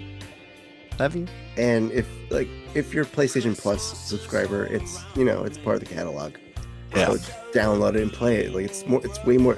I feel like it's more satisfying than the remasters or remakes they've done with Tony Hawk, and obviously Skate's out of the discussion whatsoever. But it's satisfying. I think it's a good. Yeah, like it's a good blend for the two. Yeah. I think like people like me that would never touch Skate because no thank you with twin stick shit. Yeah. And the guys that like used to play Tony Hawk like Pro Skater, this feels like the thing that most of our older gamers would want to play. Like if you want something to kind of flip it and skip it and do a pop shove it and a kick flip, like this is that. Just you're not chasing, at least where I'm at, Johnny, like you're not chasing secret tapes, you're not chasing letters, which I get is like the cool part of the Tony Hawk games, but like this is trying to do something different. There's like one thing that I noticed, like you could chase like what looks like a flying envelope thing with wings. That just gives you like extra souls. So it's like if you can go after it and get it and get those souls, and the souls are like currency for like the in-store like gift shop, and I'm pretty sure it's gonna come back later on in the game as well. But no, like this is something that's like you want to like I don't know, play for like half an hour. It's not yeah. It doesn't take that much of your time, and it's highly satisfying actually. Especially if you just want to like fuck around and just smash the shit out of yourself for no odd reason, which makes the sound like pretty good as well as part of this game. And I feel like it was, I don't know, I've been waiting for this fucking game for a while. I forgot where I was like it was announced, but maybe one of the shows, or it was probably social media, because like Devolver is just like basically trolling and memeing everyone left and right for the past like 2 years on socials. Yeah, I can't remember. This might have been like a PlayStation Showcase. Like, exactly. Oh, you know what? That probably was what it was. That's probably what it was. It was the PlayStation Showcase. And other than that, maybe the game that we've all played together, including with Adam's son, is fucking Marvel Cosmic Invasion. Literally forgot that happened. That is what the answer. Literally forgotten fucking game. I mean, I just can't remember like when the fuck we recorded. Listeners, we played for about 3 hours. We played and beat Marvel Cosmic Invasion, and I completely forgot about it. This game, which I don't know what did they bother testing. What happens if you put more than one? If you put 2 players on there, 3 players, like can we adjust the difficulty setting? No, it just feels like you're playing as if you're still the one player, and you're just like fucking shit up left and right on the fucking screen. And it feels like not really memorable, pretty forgettable. I mean, it was fun playing with you guys, like but it's definitely like the only reason I played it is it was on Game Pass. I think if I would have paid actual money for it, I would have been pissed. Oh fuck Adam and I did it, like, was that 2023? We played through Teenage Mutant Ninja Turtles Shredder's Revenge. I think that was 22, that sounds 23. Right. That felt like a better game than Cosmic Invasion. And like I just felt like Cosmic Invasion. 2022. Yeah, Cosmic Invasion was just fine, aggressively fine. Yeah.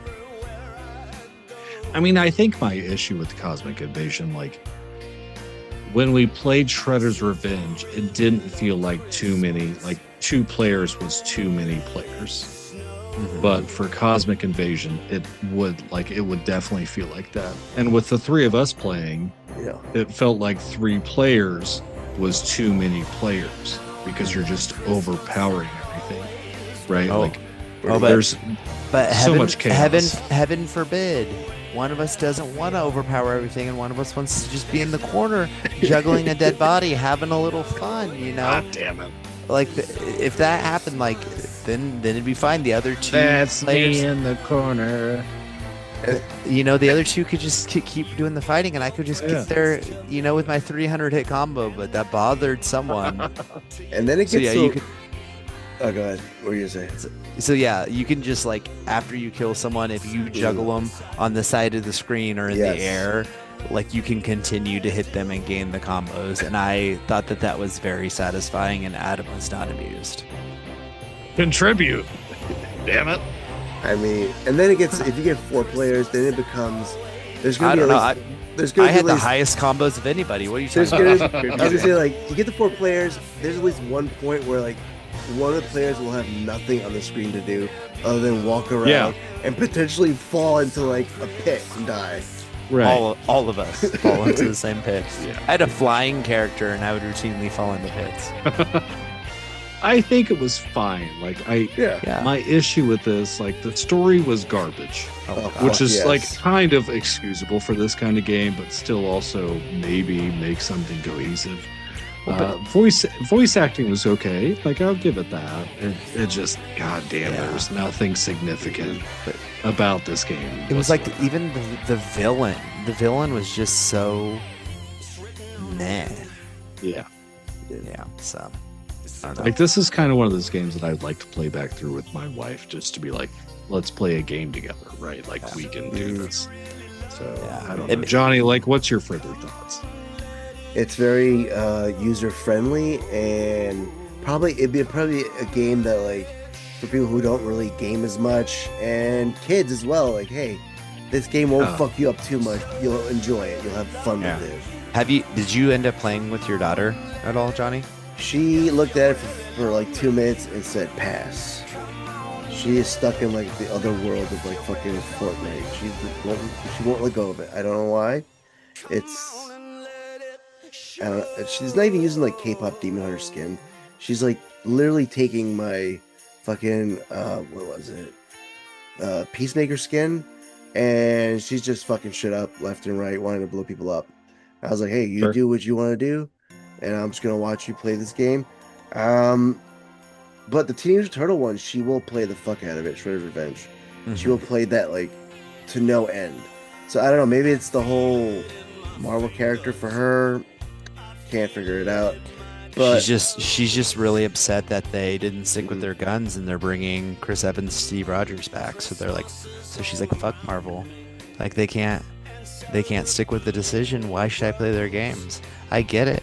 I mean, get a better story for both ends.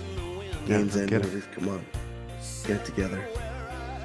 But yeah, that's pretty much it for my Cosmic Invasion 2 is gonna bring Annihilus back. Oh my god. That is Majors. that's the villain, by the way, is Annihilus. That's what it was called. So That's good.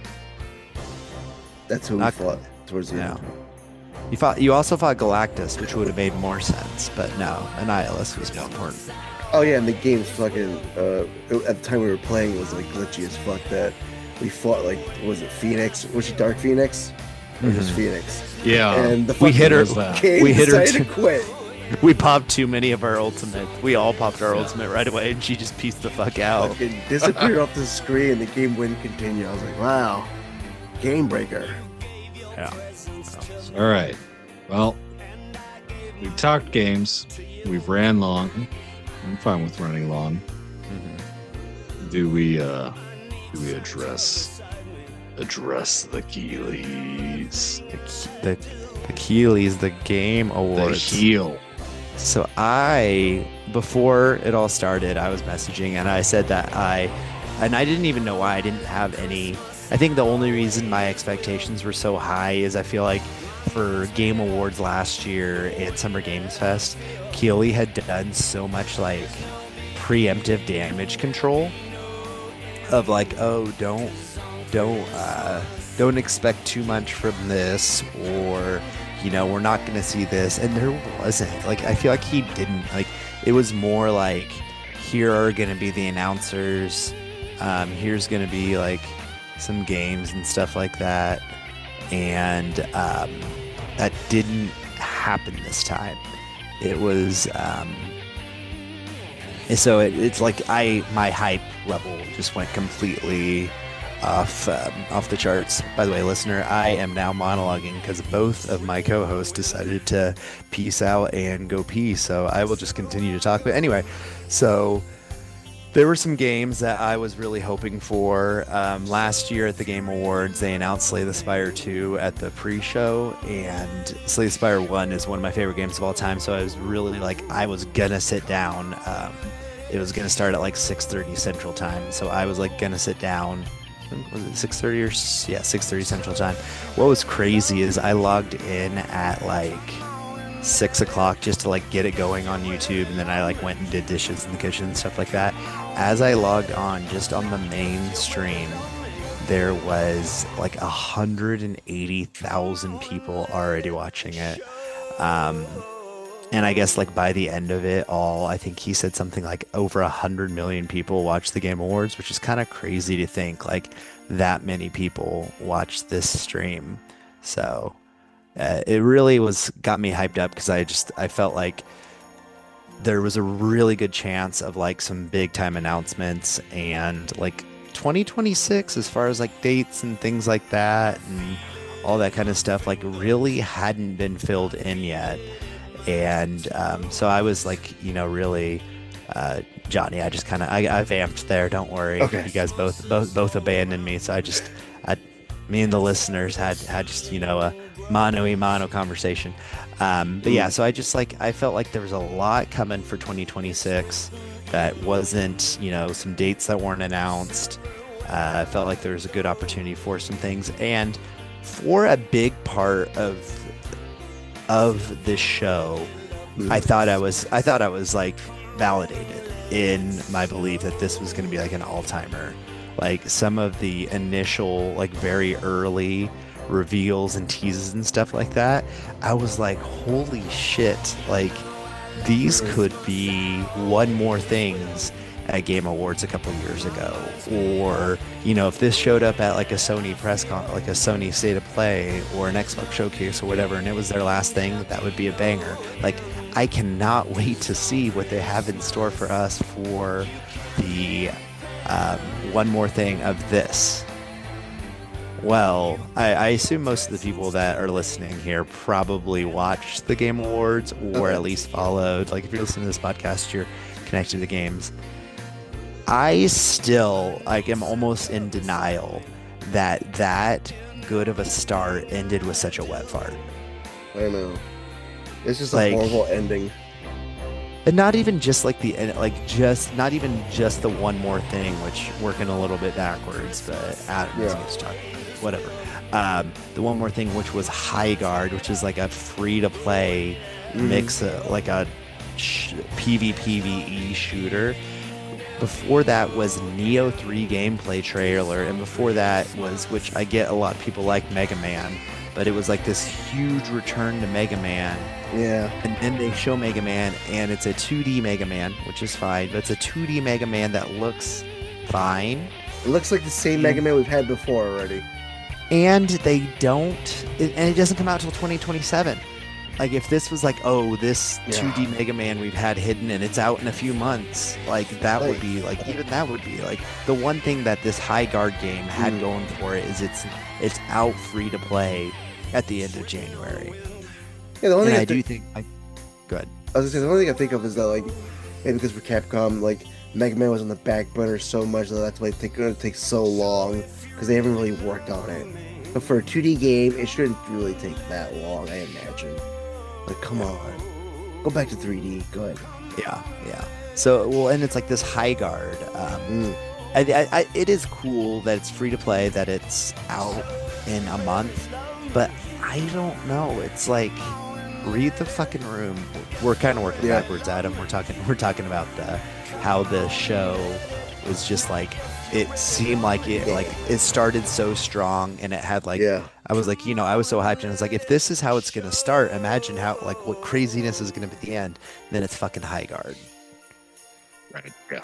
I like it. So, and it's just like the only thing that might like help high guard is like when it's coming out, end of January. I haven't really looked, but I know like doesn't seem like there's any big releases in January. So if it has the stuff, maybe enough people will play it.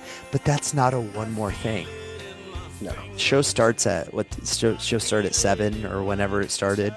Like, sure, not counting the pre-show. Yeah, it was like 7:30. Like show starts then. 8 That's o'clock like was like the real event. Yeah, that's like a So that's like a 30 minutes into the show. Here's this cool little thing, and it's out in a month, and that would have been like, oh, that's cool. There were so many other things that like would have been like a pretty solid one more thing. Yeah, but I do think, and like I think that they paid Keighleys a shit ton of money to do that, and it's kind of frustrating because like I've been kind of a defender of Game Awards and the way it's set up. You got to pay the bills. It's gonna make it long. It's gonna do stuff, but it's like it's almost like the one more thing at the end of the Game Awards should, or at the end of one of these things, should be sacred and shouldn't be quote unquote bought. Right. But I mean, the two options are either it was bought, which it makes clearly, or Keighleys actually legitimately thought that was enough of a hype moment because it was from the devs that did Titanfall and Apex Legends, that people were going to be like, oh my gosh, but it completely missed the mark. So, well, I think like the problem that we're in right now is like, we know the E3 trailers were paid for, like those slots were still paid for. The issue is we didn't see how much they were. Mm-hmm. And I feel like that's fine. Like, that's fine. I want to remain ignorant to that. And on Eliot's side, like the hero shooter isn't a final thing. No. Like the hero shooter isn't in the final 30 minutes. The hero shooter isn't even in the final fucking hour. For all of that pre-show stuff that we saw, where they're still giving away awards, I'm not going to let that go. Like, that is hero shooter time. That is anime game time. That is gacha time. Gacha time is not fucking ads during the show. Yeah. That is hero shooter time as well. Yeah. Like, that is the spot for these fucking things.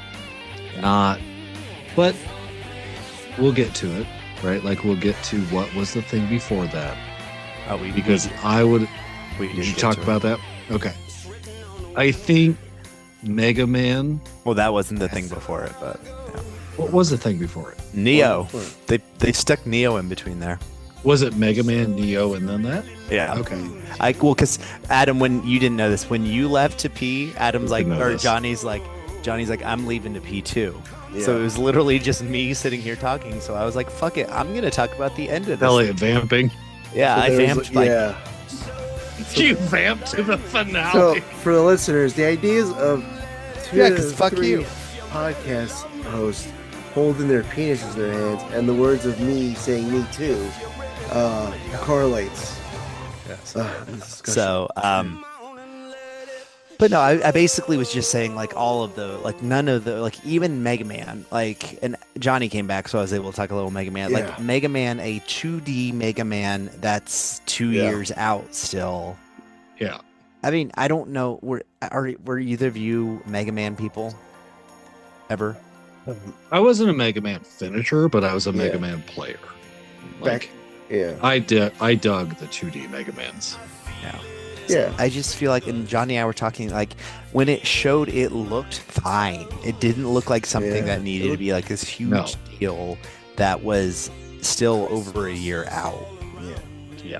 I did, what the fuck podcast was it? I think it was Nextlander mentioned that 2027 is Mega Man's 40th anniversary. So what if the game is basically done and they're waiting for 2027 to coincide with the 40th anniversary?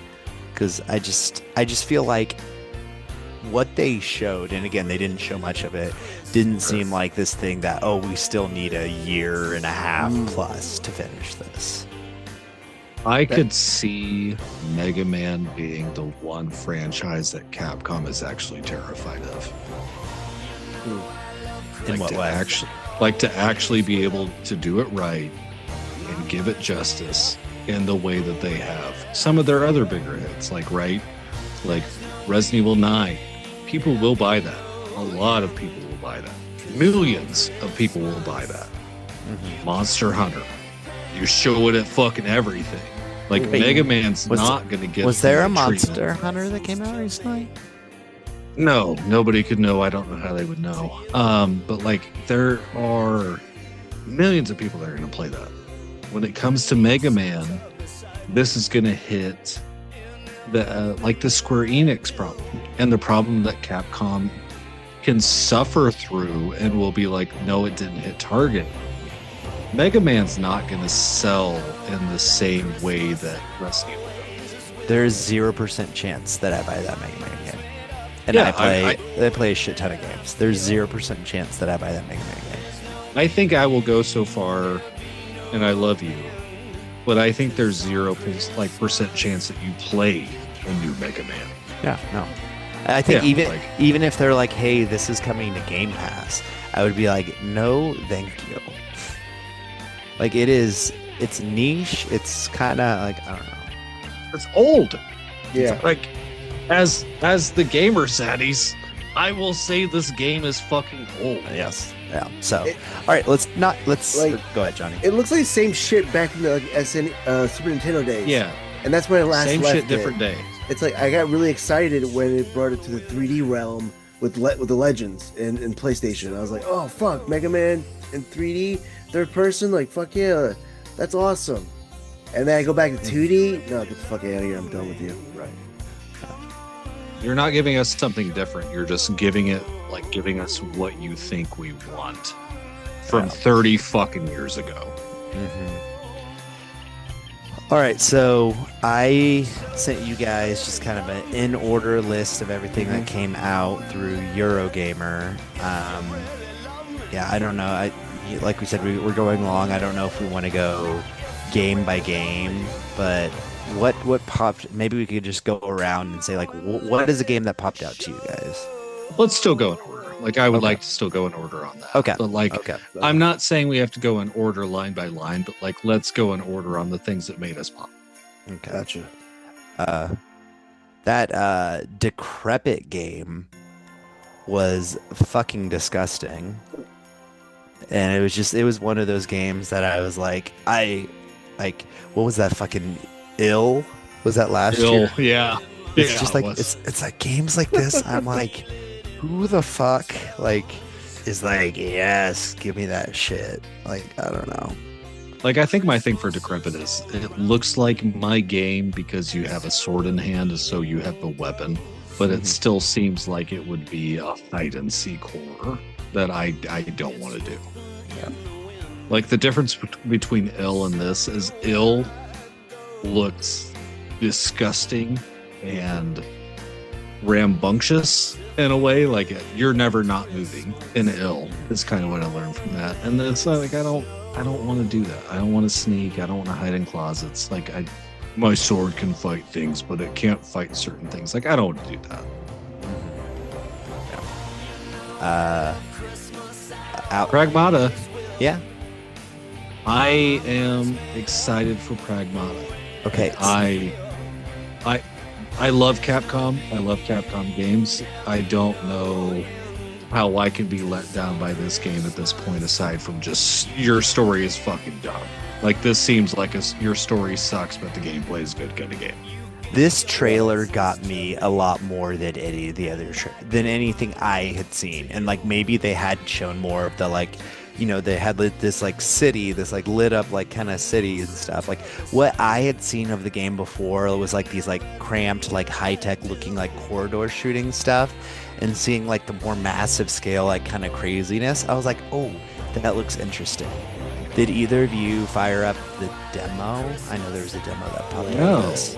Yes, there's a demo. All right. Just Adam, you wouldn't really have a way to play it. I think it's only on Steam. So Don't ask. I didn't see. I see a gameplay demos right now on Steam. So, but yeah, that's soon. That's like fucking April 24th. So I don't know. That's one that I know you two will play that game, and that's one that if you guys are like starting it and you're like, yeah, this looks really good, then I might give it a shot because it intrigued me a lot more with this showing than it had before. Yeah. Also, why is that? That was on the pre-show, right? Why the fuck was that on the pre-show? Because Capcom can afford it. Damn it. I know, but like it could have been, not that it should have replaced fucking whatever that I already lost the name. Should have. High Guard. But like that right there where Pragmata's release date trailer would have been a great place for High Guard. Could have swapped out Mega Man. I think Bradley the Badger looks incredibly intriguing. That like the pessimist in me is like, ooh, jack of all trades, master of none.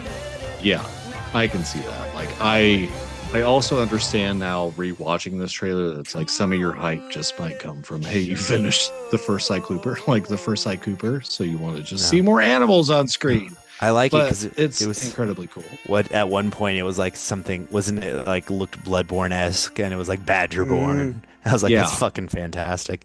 And then I love Evan Peters, having him like not only be the voice, but then like, is it gonna be some weird FMV stuff, or did he just pop up at the end of the trailer to be silly? Or because there's two of him. Like, what the fuck was going on there? Like, it seems like some kind of Animus shit from Assassin's Creed. Like, who knows? Okay, Star Wars Fate of the Old Republic. That was like, when I saw it, I was like, fuck yes, but then immediately afterwards, when it only showed the like action in the eyes, I was like, oh, this is a PlayStation 9 game at this point. Like, jeez. And it's like, I get that, there's a certain type of game that is shown so far in advance that they're wanting to like really like, okay, get hyped.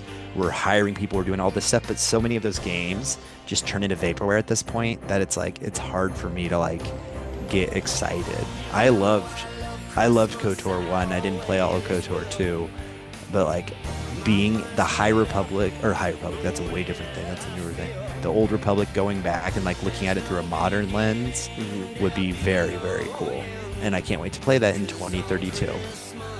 Yeah. I mean, this studio just started this year, has very few people, and the main director says, nah, it's not 5 years away. No, it will be. Or it will be not great. Yeah. When it's like, oh, it's 2031 or later, he's like, it'll be out before 2031. It's like, you want to bet? Exactly. Johnny, did you play KOTOR? Did you play Knights of the Old Republic or Knights of the Old Republic 2? Sith Lords? I played Knights of the Old Republic back in the day. And I think, I'm trying to remember, like, didn't they release that shit on a mobile platform later on? It's on everything. You can get it. It's on everything. You can get it. I have it, not currently downloaded it, but I bought it on iOS so I can put it on this iPad. Yeah, you can probably like put a shit in your toilet and play it on that. That's like it's like Doom. That's like one of the games I had to play it. Like, I didn't have PC, but I was like, oh, it's on Xbox, cool, let me just play it. And I was like, let me try to feed my Star Wars hunger with that, and that became like more satisfying than a lot of like Star Wars games that were released during that time, which was like licensed cash grab shit back in those times. Yeah. Next up is Divinity. God, that trailer was fucking disgusting. Yeah, I think it's kind of weird, right? Like, you expect this from Diablo. You don't expect this from a Valerian Studios game. Yeah. And it's like, I don't know anything about the Divinity series in general or Divinity Original Sin, like anything. I really, really enjoyed Baldur's Gate 3, but I played it on Steam Deck, and when I played it on Steam Deck when it wasn't optimized for Steam Deck. So I set it to the side and I was like, oh, maybe I'll come back to that later. And I never got around to it. That game seems so cool, and I know everyone loves Baldur's Gate 3. So it's like, I do see like a world where like it gets closer and they're like, hey, this is a great way to jump in, and the Steam machine is something you could play it on and things like that. Like, I could see like, if this is a fresh, like, giving this a try. This isn't like something that I'm like, oh, not for me, but it is something like, is this for me? And when the fuck is this coming out? Because this seems pretty early too. Yeah. So like, this is another one that screams see in 2031. Yeah. Really. Uh-huh. Next, I think, and I don't want to let it go because I recall how excited we were in the group chat, at least Elliot and I. Johnny, how you feel about Mike Booth and J.J. Abrams? I'm trying to remember that fucking game. That For was Loop. Yeah. Oh, yeah. Yeah, it looked a bit kind of Helldivers-esque, honestly. Yeah. Yeah, that I was like, I don't know what happened. I was like, probably wasn't responding. That one actually caught my interest. I was interested in that one. It knew exactly what it needed to do to get a large group of people's attention, which was show that fucking bad robot logo. Yeah, as soon as they did that, absolutely. I was like, I'm gonna pay attention, and it seemed pretty cool. Like, I wasn't like, oh my gosh, this is like my game of the show, but I'm like, I want to pay attention to this game. I'm very intrigued.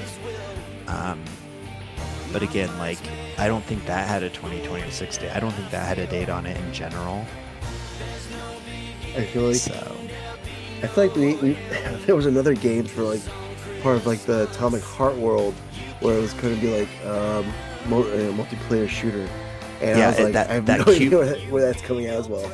That Cube one is kind of reminded me of that, whatever that Cube game was. I was like, that also looks kind of like it would be cool, but it's, that's one that I'm definitely going to be like, Game Awards or Summer Games Fest 2027 when it pops back up. I'm like, oh yeah, I remember that from a couple of years ago. I think this would be like my Arc Raiders or the Helldivers of that. It's like, I don't want to play Arc Raiders. That seems like too much of a thing for me to want to keep up with. But if you want to give me a Left 4 Dead-like, made by the asshole that made Left 4 Dead, and you're going to sign on with Bad Robot, I'm fucking here for it. I find very little to not be excited for here. I was saying, you kind of saved yourself with Arc Raiders. Now it's like just toxic and full of campers who just want to fuck people over in the last second of extracting. People that have seen the TikToks of what they need to do to min-max at the whole thing, I'm sure. Next, I think, is a weird one, but given the week that we've been in the world of gaming podcasts, I'm not going to not talk about it. Coven of the Chickenfoot. And I don't have much to say about this game, but I want people to remember this is made by Bruce Straley, who was a co-director at Naughty Dog for 3 at least of the Uncharted games and The Last of Us.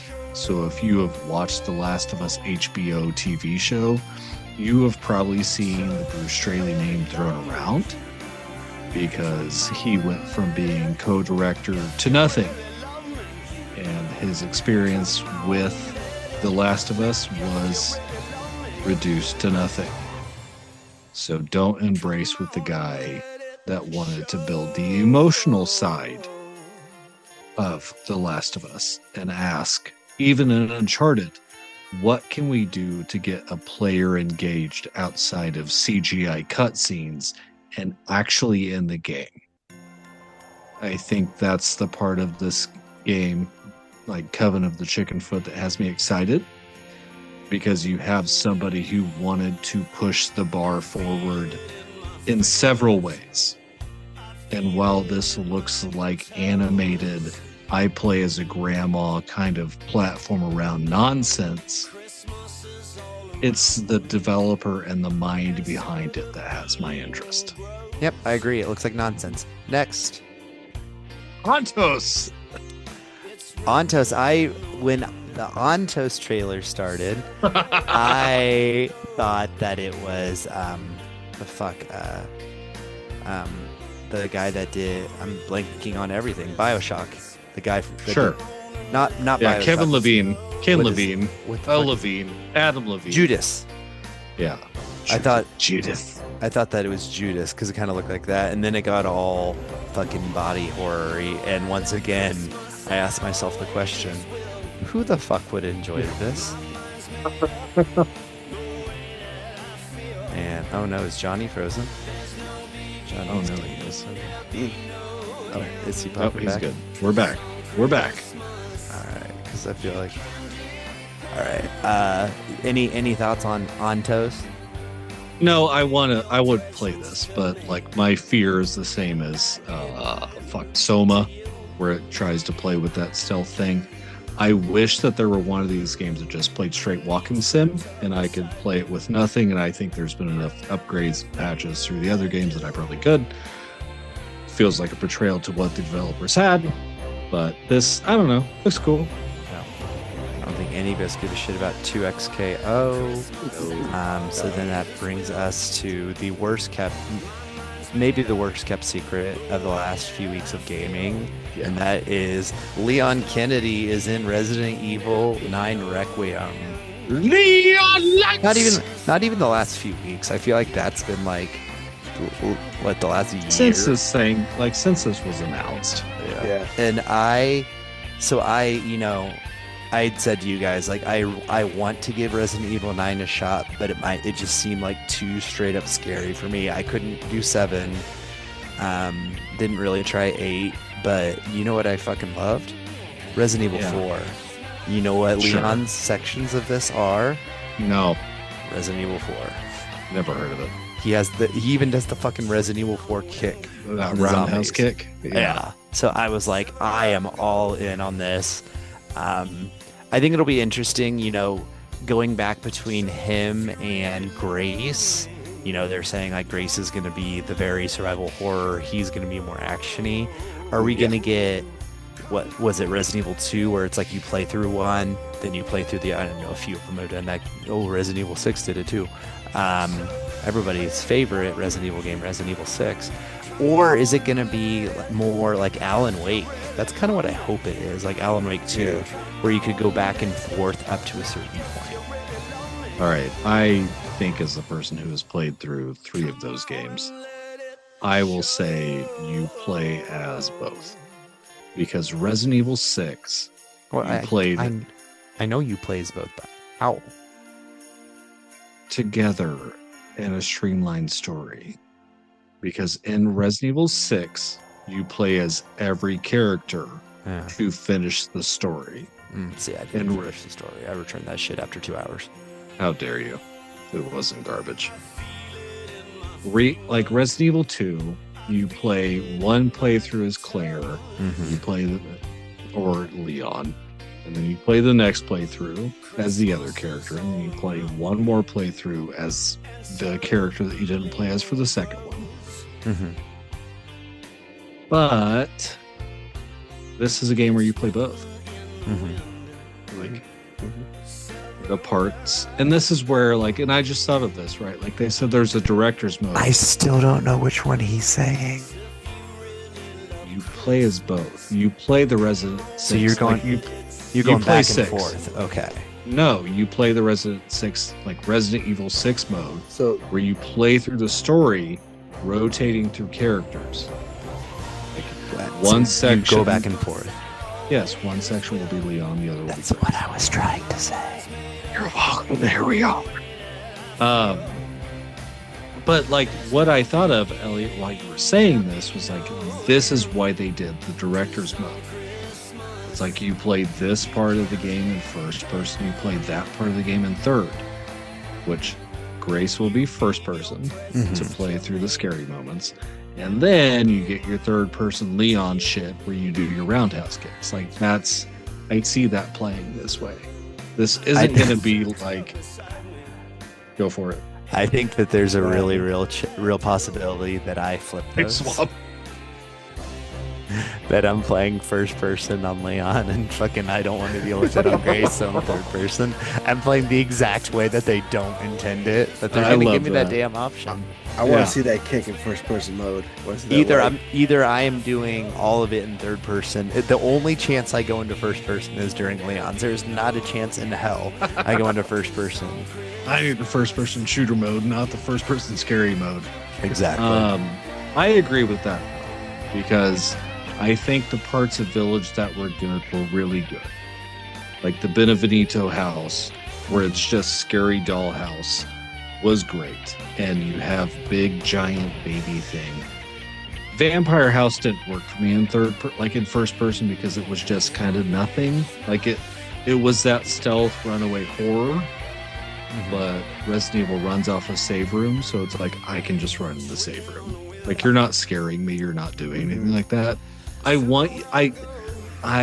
would wish that you would play Village before this, but I think my recommendation for you, which costs more money, would be to buy the Winter's expansion, because it's the Winter's expansion that adds the third person mode. Like I don't know. Like I think 8 and 7 are really good, but I would have still loved them more with the third person mode. Yeah. That's just Resident Evil. Like that's just it. So in the, I haven't really looked ahead to January much yet, but in the lull of January, I think I'm going back and forth on whether I want to play Resident Evil 8 or whether, and we'll get to this next one a little bit, or whether I want to go back and play Control. I'm leaning a little bit more Control, but we'll see. My God. Those are my two potential January games. You're talking perfection to a little bit of children's art.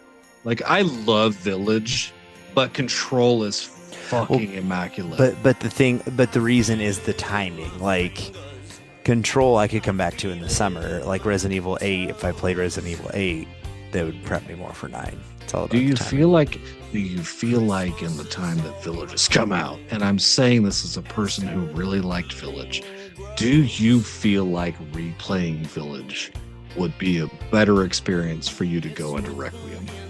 I don't know. I don't know. We'll see.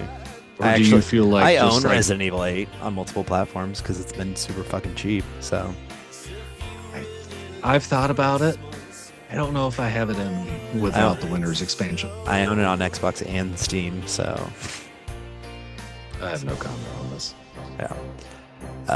But yeah, I mean, I was before this trailer and before officially how Leon was going to be in it, I was like, I think I'm going to make myself play this game.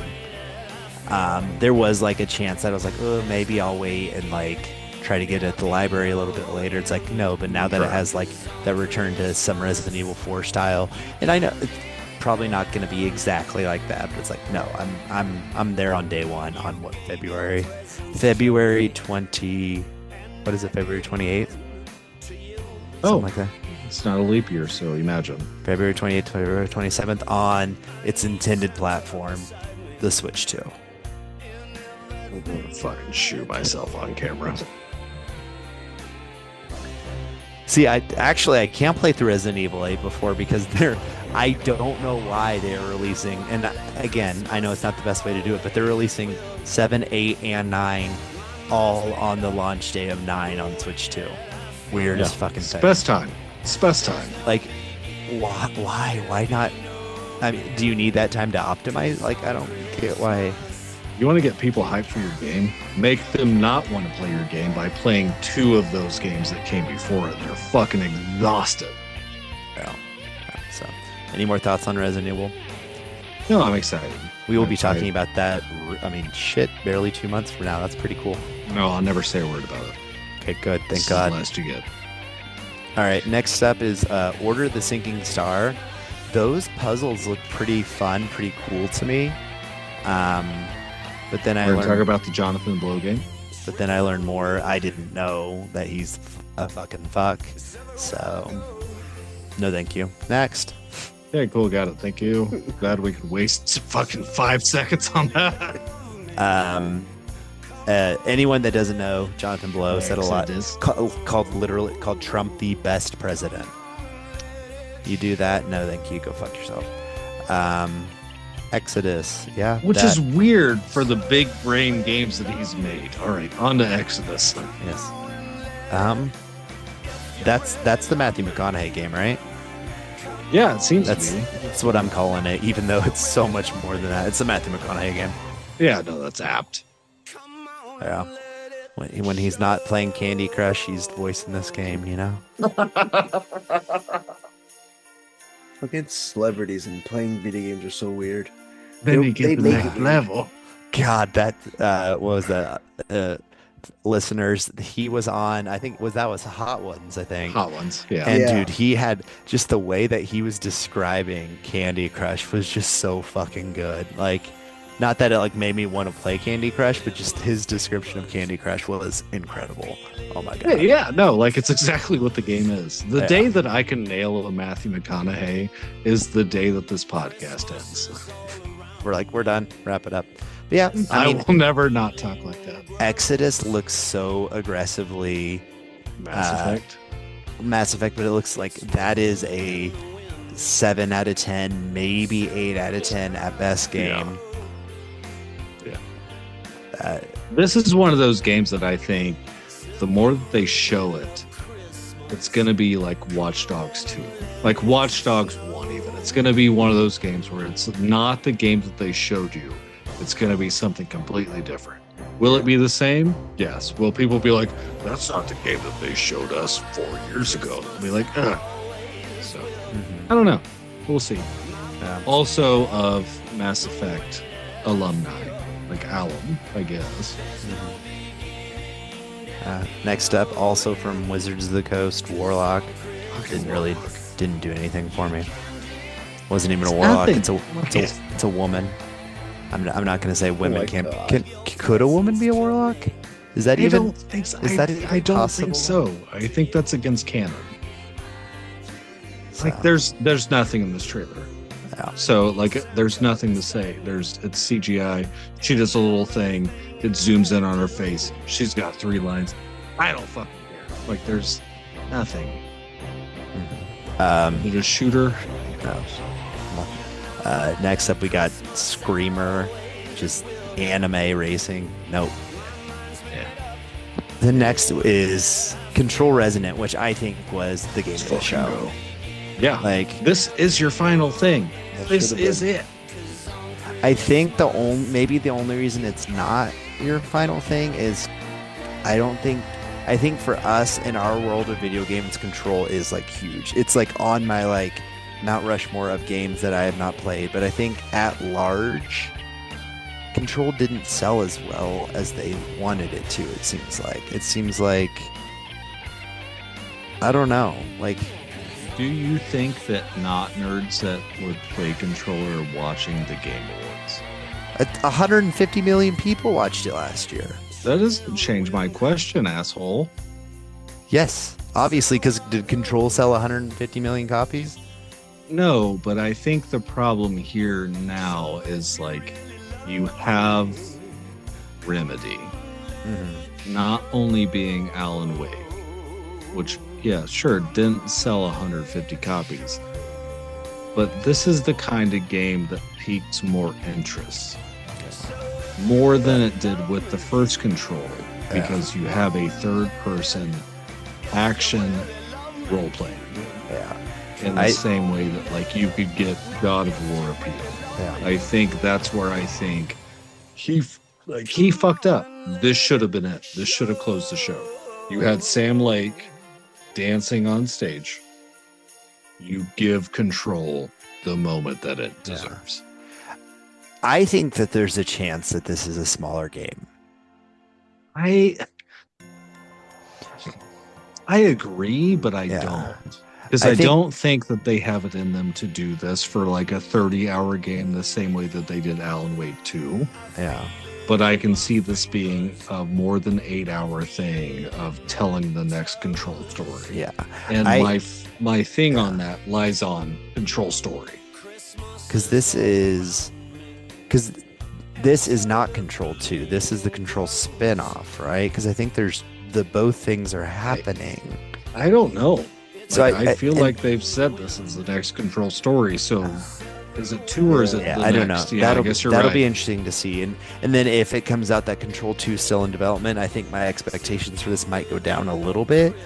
But it still makes me, like I said, I want to go back and I want to finish Control. I can't even remember how far I got. I'm gonna restart Control when I play it. Good. Might as Good. well. But no, this looks really good. I think it is funny that I saw I was so in my mind, I was like, oh, are we gonna see something from Atlas? When he was it was all the weird different colors and stuff, and then he had P6 on the back. I was like, oh my god, is that a weird way to say Persona 6? No, it was Control. Well, and I don't recall the whole drag the body up by strings thing happening in the cage, right? Am I misremembering that? They were not stringing him up outside of the cage. Mm-hmm. Yeah. It was not until the imprisonment happened and the very particular jail that it was that I was like, oh fuck, this is Control.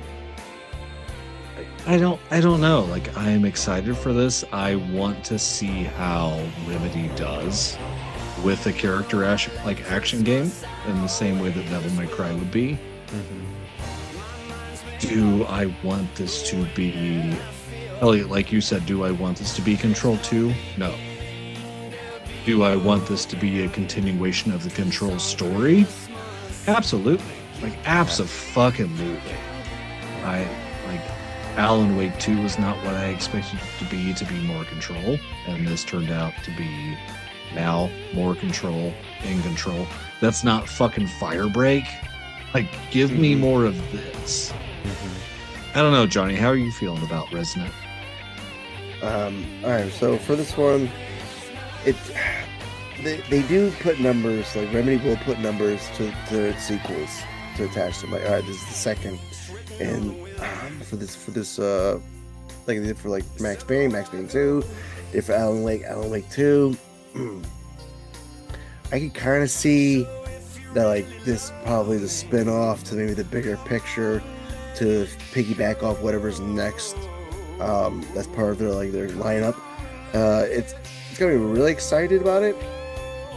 I'm gonna go back into like what Eliot's gonna do. I'm gonna go back into Control as well. I own that fucking game on multiple different consoles. It's always on sale. And I looked it up. They just sold 5 million copies in 2025. And so, I'm thinking probably people playing after Alan Wake 2 decided to go oh, what's Control? Maybe they possibly didn't play Control going into that game, and going into it and be like, oh, this is an interesting part of the whole story of Remedy's of their universe. I do it's more action orientated, involving not just weaponry, but not guns or anything, but actually what would be makeshift axes and swords. Yeah. So that actually kind of keyed up my excitement for it. It's not what you're used to out of them in regards to that, I believe.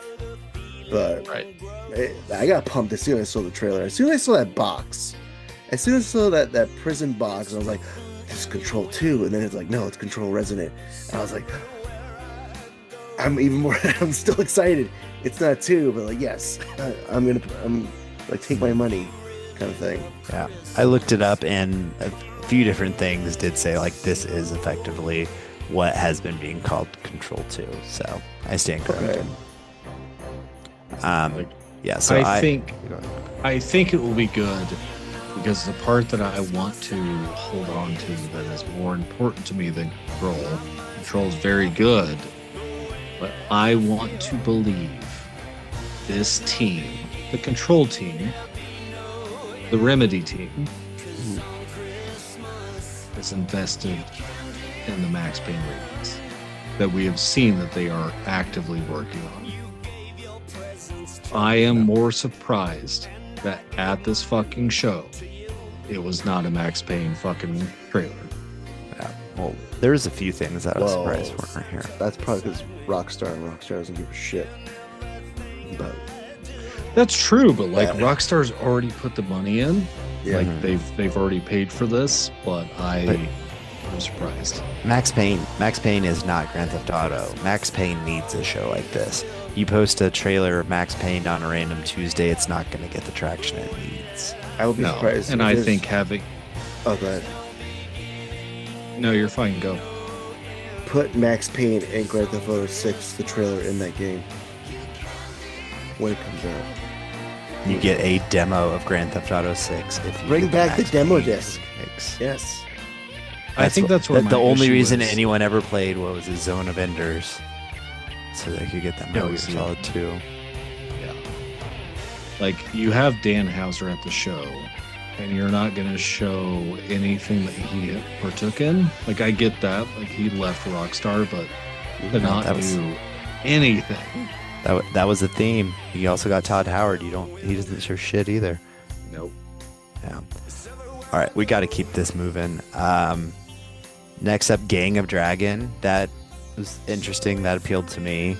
It seemed like, in. what if Yakuza was a little bit more serious, more grounded? It'll be I think it's not interesting. even that, but like, what if Yakuza was like returned to its roots Yeah. properly? Well, I'm saying, like, I feel like now it's just like so wild, but it'll be interesting because is this going to be a similar game to what the fuck is that other one that they're doing? Project Century, Yes. but Stranger Than Heaven. Stranger Than Heaven. Like, Stranger Than Heaven also feel like, okay, they're going a more back to its roots grounded Yakuza. So is this like, are we going to have two competing very similar games? Is this going to be a this is going to piss Adam off. This is going to be an Assassin's Creed Shadow versus Ghost of Yotei type situation? I don't think so. On the fact that it's going to piss me off. Also, I don't think so on the game side. Actually, I think these two are going to scratch very different like itches. Because this is going to be more the pirate side and maybe a little more serious, like you said, rather than being the Life of the Dragon side. Any more thoughts on that one? Looks good. I'm excited to see more. Looks good. I love that actor. Ma Dong-seok, like I love him. He appeared in Death Stranding 2, which I'll talk about sometime this year. He's in the And worst fucking Marvel movie ever, The Eternals, that I'm currently watching. sucks. Is he really? Is he really? Uh-huh. I hate this, actually. I'm glad you're suffering through this rewatch. I hate this for you. Dude, Eternals has him. It has Angelina Jolie. It has Selma Hayek. It has Kit Harington. It has what the fuck was the oldest brother from Game of Thrones, the one that died at the Red Wedding. Oh. It No. has, yeah. Oh. It has Gemma Chen. It has fucking Sabrina Carpenter's ex-boyfriend. What the fuck is his name? Not helping me here. Yeah. This sounds like garbage. Oh, it's so bad. It is so bad. I'm not gonna. I'm done. I do think once I'm done with this rewatch, I'm gonna pull an Adam, and I might have to do a solo podcast going through all my thoughts on the MCU rewatch. But Hell yeah. But Hell that'll, yeah. that'll Elliot be a while. podcast I confirmed. still have I still have something like 95 hours of Marvel to watch That's to get through fine. that. Johnny, we're holding him to this. He has to do a solo episode of Right. Marvel. Anyway, moving on. You fucks probably like this Street Fighter movie shit. Hell yeah. No. Oh man. I don't know. This seems so fucking stupid. I'm not gonna see this in theaters. I will wait for this to hit a streaming service like 5 years later. And rent that Hey, shit. Right? Like, Adam, you're supposed to answer your phone, by the way. oh no. It's But gonna be like Borderlands. the funny thing is, there's a good chance I will see this in theaters just because I have that AMC A list. So, and I don't ever like. I should cancel it, but if you cancel it, you don't get it for like 6 months. So sometimes I'm just like, fuck it, I'll go see a movie just for something to do. This seems like that kind of movie. Wait, they disable it. So if you cancel A-list, you can't renew it for 6 months. Oh, that's bullshit. Okay. Well, because I think they don't want people like just upping it for a month and canceling it, then upping it. So it's like, but I mean, it works on me because it's like some months I'll see like 5 movies, some months I won't see any. So yeah, this would definitely be one I'd go see just because like it looks dumb in maybe a good dumb way, maybe. I think the problem for this is that it will not have the streaming numbers that Mortal Kombat. Like Mortal Kombat came out on HBO during that time. If you guys discussed this, I'm sorry. My wife called me. Like if this came out during COVID, where things were releasing theatrically on streaming, you would have the perfect 1990s Mortal Kombat versus like Street Fighter. Mm-hmm. And instead, we're now at a level where you have to pay for both. And of course, you're going to have some nerds who pay for both, even though they know movies don't look good. We want to go pay for the movie so we can get bad movie adaptations. Street Fighter loses there, but I think Street Fighter looks incredibly fucking stupid and fun. Mm-hmm. The exact opposite of the Street Fighter of the 1990s. So I don't know. Like that cast appearing on stage was cool. Like I think that's where I got disrupted to say this. Like I think the cast like negging on the Marvel. I can't. Jesus Christ, Adam! Guys. You guys are experiencing Adam having a stroke. The Street Fighter cast making fun of the Mortal Kombat cast on stage at the Game Awards was fucking good. Will the movies react the same way? Absolutely fucking not. No, I'm excited for Mortal Kombat 2, like legitimately excited. Street Fighter, I'm like, eh. Yeah. That's how I feel. Like I want to watch more Mortal Kombat than I want to go see this. Yeah. Cast good, cast dumb, cast funny does not always translate to movie. All right, we have listeners. My system has rebooted. We have Johnny's calling his shot. He's been saying for the last couple months that Lego Batman Legacy of the Dark Knight is going to be his 2026 GOTY. What'd you think, Johnny? You got your release date. It's finally. I think we had the release date beforehand though. Oh, this was just new. Mentioning that. Okay.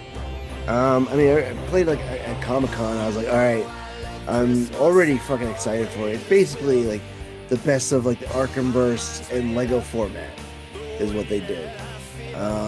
Including all the lore of Batman, including everything you can possibly collect and showcase. I was like, just give me the fucking game. I want to play it already. I'm hoping that it's going to be like what they promised, a living, breathing city. And if it doesn't fucking do that, then, Grand Theft Auto 6 wins and evil takes over the world. That's my 2 cents. That's what I say. Yeah. You cut out there a little bit. Maybe the audio on your end will be okay. God damn it. I think it's fucking my wife walked in on this one and she's like, oh, I didn't realize Lego games are like actual games. This looks like an actual game. I thought like Lego was just like walking around playing Legos. And I was like, no, like there's some. She's like, have you played any? I was like, yeah, Eliza and I played like she doesn't know what the fuck Horizon is, but I was like, Eliza and I played this game called Lego Horizon Adventure that was actually pretty alright. And like there's some that have been really good. This kind of reminded me like this is a Lego game, don't forget. Like I was kind of like, oh, this is just basically going to be, the next Arkham game. It's like, well, yes and no. It is still going to be very Lego-y. Good little reminder, Right. I think this is made for the old heads. Adam, answer your texts. God damn it, guys. Like, what the fuck am I not doing? My crotch isn't vibrating. All right. Then we got next we got a double dose of Tomb Raider. I was excited about this. I said I've never played any Tomb Raider, but now I do actually remember that we had like a demo disc for the first Tomb Raider that came like with one of our PCs one time. The Pizza Hut ones. But it was literally you could only run around the mansion and like fuck with the butler. Like that came back to me. So I've done that part of the first one. So like having them do this Tomb Raider Legacy of Atlantis like reboot or the remake of the first one before going off on a new one, like that seems like the perfect jumping on point for me. Like I'm like, yeah, that definitely, as long as it's a good game. I feel like there is a chance that like this game comes out and they're like, oh, this is janky as shit, or it's not like actually like coming together. But if it's like comes out and it's a solid game, I'm excited. Like it'll be a good way for me to get into them. You know, you guys have more experience with Tomb Raider. How do you guys feel about both of these? Well, it's gotta be. I'm gonna buy them regardless. Like, maybe it's kind of like really fucking catastrophic failure in reviews, but I don't think that's gonna be the case. And it feels like a return like to the old school style of like Tomb Raider is kind of like needed after like what they had like the Survivor trilogy, which they weren't that fucking bad, but I think people just like shit on it because it's like playing as a female lead protagonist, and it's a lot of fucking toxic fucking gamer assholes out there. It's like, oh, I gotta play as a woman again. Like, no, go back into the fucking 90s when this shit was like this shit was the shit. This is the games you fucking wanted, absolutely yearned for, and you fucking play the fuck out of them. Back when we had demo disc that showcased these games, like no matter what, like whatever Tomb Raider game came out afterwards, I bought them because like from the memories of like the previous one and the enjoyment of it. And I was like, I feel like I'm going back to that again. So yeah, it's like I'm getting them, like I'm buying them. It's like give me the fucking games now in a sense. Plus how cool let's see how cool it's gonna be to like lock up that butler again. Better graphics. I think like the thing for me is not only do we get Catalyst, we got like Legacy of Atlantis, and for these to be year after year, like I should be concerned because they'll feel like the old games, right? Like they'll feel like they came out year after year.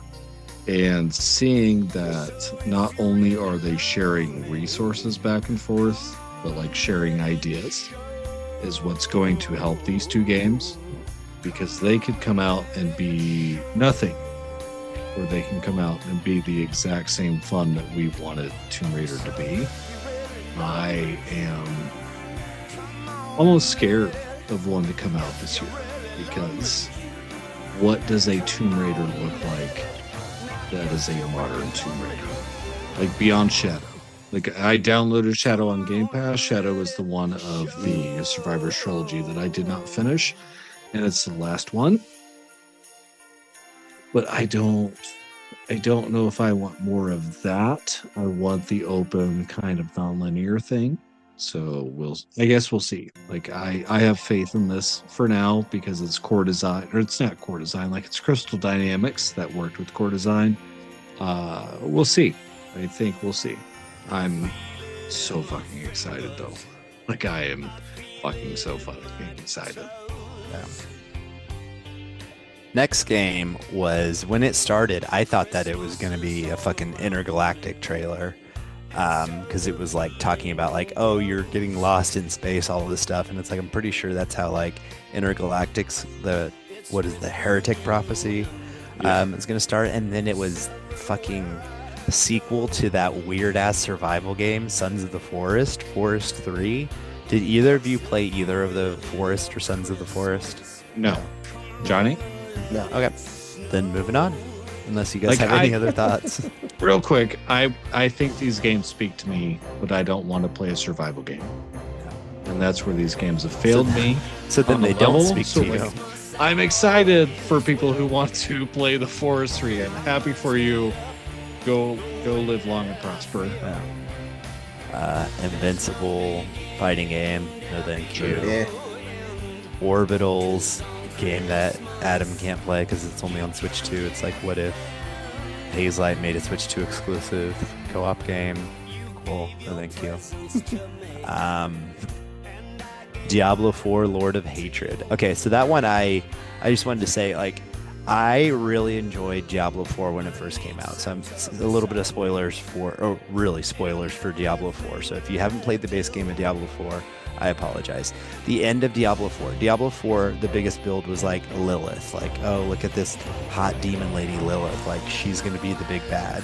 Well, basically, the ending of Diablo 4 was like, Lilith wasn't the big bad. Like, in fact, it's... I can't even, I'm not that big of a Diablo person, but it's like basically this other, like basically the devil. The devil.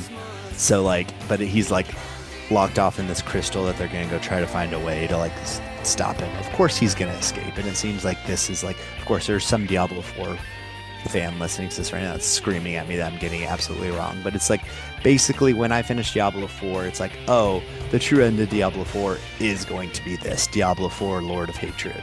So there's like a small part of me that's like, it would be cool to go back and like finish what obviously seems to be Diablo 4 intended finish, but I don't want to have to go through and replay it. And I think there's another expansion. I feel like I'm too far behind now to get caught up to this point, but it's cool for the people that have caught up that have kept up with Diablo, that they are getting that. I played Diablo 4. I did not finish Diablo 4. I've got nothing to say about this. Yeah. Johnny, did you ever try Diablo 4? No, never. Go. Gotcha. It was fun. It was fun while it lasted. Sure. Marvel Rivals is getting Deadpool. Good for them. I thought the trailer was cool. Yeah, that's no, all it I was. got. Like, very cool trailer. Yeah, I did like that it's Deadpool, so he can directly reference the movies in a way that like none of the other characters can. Yeah. He's like, I had 3 movies. It's like, that was kind of funny. 007 First Light, Lenny Kravitz gave Adam a boner, so that's fun. It did. That was one of those where we all knew because it released earlier that day, but I said, hey, wife, look, now, Lenny Kravitz. I go back like and I think he's he will be a good villain. Yeah. I go back and forth in 007. Like, I feel like that it has a chance to be a really special game, or it has a chance to be a really like meh game. I think that's going to be one of the two. It's not going to be like, it's going to be like, this game is great, like, oh my gosh, this was awesome, or it's like they could have done so much more with this license. I don't think it's going to be like I don't think it's in between. I think you get a 9 or a 7. This isn't going to be an 8. No, this has the absolution problem, the Hitman absolution problem, where IO does not do well lately with linear. They want to do just all around, so we'll see how that goes. But I'm all right with this. Like, I think it will be.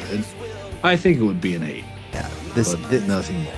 This game is getting close to Monster Hunter levels of stop fucking talking about this game. We just want to see it. I feel like it keeps popping up at everything it possibly can. Lords of the Fallen 2, that looks fun. Souls-like game. I don't know. Any thoughts on that? No, didn't finish the first. Another game, Saros. It's like that game. Yeah. Weirdly, I feel like they've talked about that game too much too. Like, just release that exactly. game. I don't.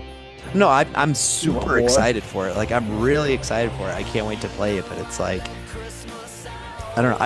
I didn't necessarily want the trailer showing the other characters, including the actress that plays the main character from Returnal, which makes things very confusing. It is true. So it's like I'm the only one that finished Returnal. Right? yeah. I put like 5 hours into it. Yeah. Sure. Yeah. All right. I think I am excited for this because I want to see what it will become. Do I expect it to be Returnal levels of storytelling? No. Like, that seems more straightforward storytelling. But Returnal is the game that got me into roguelike. And I cannot see, like, past that. Do I want to see more of it? No. Because it's the kind of game that when I see it, I will just, like, do things on my phone. But it's the kind of game that I want to, like, glance up at and be like, oh, shit. And then look back at my phone. Yeah. Like, I don't want to ingest another 40-minute, 4-minute, 7-minute, 2-minute, like 30-second trailer for, like, you've convinced me. I will buy this fucking game. Yeah. But if you put it on, like, I want to see it. See, that's kind of where I'm like, I'm going to buy this game. I think, like, the reason that I didn't stick with Returnal is it didn't have, like, I really like a lot of roguelikes, but I like literally the tagline of this game is come back stronger. Yes, please give me that. Yeah. That is what I want. I want to get stronger. Returnal didn't really have that. Yes, you learn more about the world, and there was ways to, you're getting better every time through, like, what you're doing, but, like, you're not necessarily coming back stronger. And it's like, no, fuck you. Right. Like, this is legitimately going to be that roguelike that everybody likes. The reason that Hades 1 and 2 have sold 1 trillion copies is that we're going to take that and put it, like, what if Returnal had that? So I'm excited. I can't wait. Yeah. Like, I loved Returnal so fucking much that just give me more. Yeah. No Law looked like, okay, this looks like something like a Cyberpunk 2077 knockoff, and I could go for one of those. Yeah, I could do that. Like, fuck it. I think this looks cool. I think my only sadness for this, none of this is gameplay. Like, I see the gameplay moments that they want to portray as gameplay. None of this is gameplay. Mm-hmm. Yeah, if I'm going too fast, definitely stop me. I'm just trying to get through keep this. Going. Total War Warhammer 40K. I know that's a fucking huge deal for a very specific set of people. That's why, like, Warhammer 40K, like, if I had unlimited time, I think just the concept of that world appeals to me so much. Like the mix of, like, it is a perfect blend of sci-fi and fantasy in every sense of the word. Yes. But it's just, like, it feels so daunting. Like, Space Marine 2, like, I that should have been my entry point. Like, I feel like there's other entry points into that if I ever do want to. A Total War game is not going to be it, especially, I mean, I don't have a way to play it. Like Steam Machine, if it came out, like, but again, I'm fooling myself if I think I'm actually going to play this, but it looks great. For the people. I know some people are very excited. All right, what's next? Ace Combat was cool, but same thing that you had. Like, Ace Combat would be cool for the fans of that genre. Johnny, like you're an Ace Combat fan, right?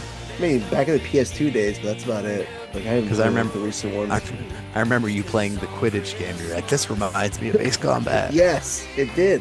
The flying mechanics, like, and I know, like, for, like, the last one, it was like, oh, let's put, like Top Gun DLC, and, like, yeah, get people excited about it. I mean, there's pretty much, like, a whole, like, market, like, fans out there, like, super excited. They get their boners up for Ace Combat game, but it's like, been there, done that. Cool. If it's on sale, or if it's, like, ever, like, on PlayStation Plus, maybe. Yeah, I didn't know that these fucking games had story. Like, to be honest. There wasn't much to it to begin with back in the day. Yeah. I guess they have story now. Oh, okay. Fuck yeah, next. Star Wars Galactic Racer. Fuck yeah. You're muted, Adam. God damn it. That's fine. Dude, I'm not kidding when I said that this was my second favorite game of the show after Control Resonant. Yeah. I love fucking Star Wars Pod Racer back in the day. I played the shit out of that game just over and over and over again. So them bringing back that idea, it's like pod racing, but more. There's different kind of vehicles. It looks like. Give me this. Like, there's like X-wings and stuff on these races. Yeah, like this seems fucking Sebulba's back. Like, fuck yeah, Sebulba's back. Like, yeah. So I I just like, this is one, like, I'm so excited to see more and see like what it's gonna be like. Is it gonna have a story, or is it just like, fuck it, you're racing, like just pick all your different ones? Very cool. Like, definitely not something I thought we would see. But like, what scares me is like this game coming out and not doing well. Like, even if it's good, not selling well, and then being like, well, this is why we don't do games like this. Like, this is such like a throwback to what I feel like was so nostalgic for us. Yeah. Very cool. This is an old head game, but I think like Yeah. if they don't make another one of these for another 20 years, is anybody gonna be sad? If it's good, then me. Fuck you. No, is a fuck good that game. Nope. That fuck some it. We're not talking asshole on about it. this podcast wants to pretend does not exist, being called Out of Words, which is a stop motion co-op game, which if he really loved his wife, he would play with her. I'll do other things. All right. Yeah, probably not. This is still fantastic to me. Like, this game confounds me in so many ways because it seems like the kind of game that we would want to play, but it also feels like it would reach the like level of gamery, air quotes for listeners, that Carrie would not want to do. So then I would take like double duty of holding like two controllers together to play. I'm excited though. I think it looks good. Is it Reanimal? No. Does it look good? Fucking absolutely. All right, talk about your next game, the one that starts with a P, you fucker. Phantom Blade Zero, I think, could be very fun. I think Phantom Blade Zero, I talked about Wu Chang Fallen Feathers very glowingly at first on this pod, and then I really did a 180 on that game. I don't know. I can't think of a game that I have fucking churned my opinion around on as hard as Wu Chang Fallen Feathers. And I know they're different. I know it's more action-y than just like a Souls-like, but it's given me those same vibes as what I was feeling from Wu Chang at the beginning. So it looks fun. It looks I'm kind of surprised with how far off it still is. When they announced that it was coming out in September, like, I was really expecting when they're like, because that was one of the big things, this Tomb Raider, the fucking arm thing that turned out to be Divinity, like, those were like the big things. Like, you're getting the Phantom Blade release date, you're getting Tomb Raider, you're gonna find out what that fucking monolith is. So I was thinking it was gonna, honestly, I was thinking it was gonna be like, this is a January game. And when they said, or like very soon, like imminent, like first quarter. Yes. And when they're like, yeah, it's coming out in September, I was like, the fuck? I feel like this is another game that they are getting. Sometimes I get this and like that Where Winds Meet free-to-play game that just came out. Yeah. Like, but all these like kind of get jumbled up. But I feel like this is another game that they keep fucking talking about. There's some of these games are just like over and over and over again. So Phantom Blade isn't necessarily like the every showcase, but it is the every other showcase kind of game for Sony.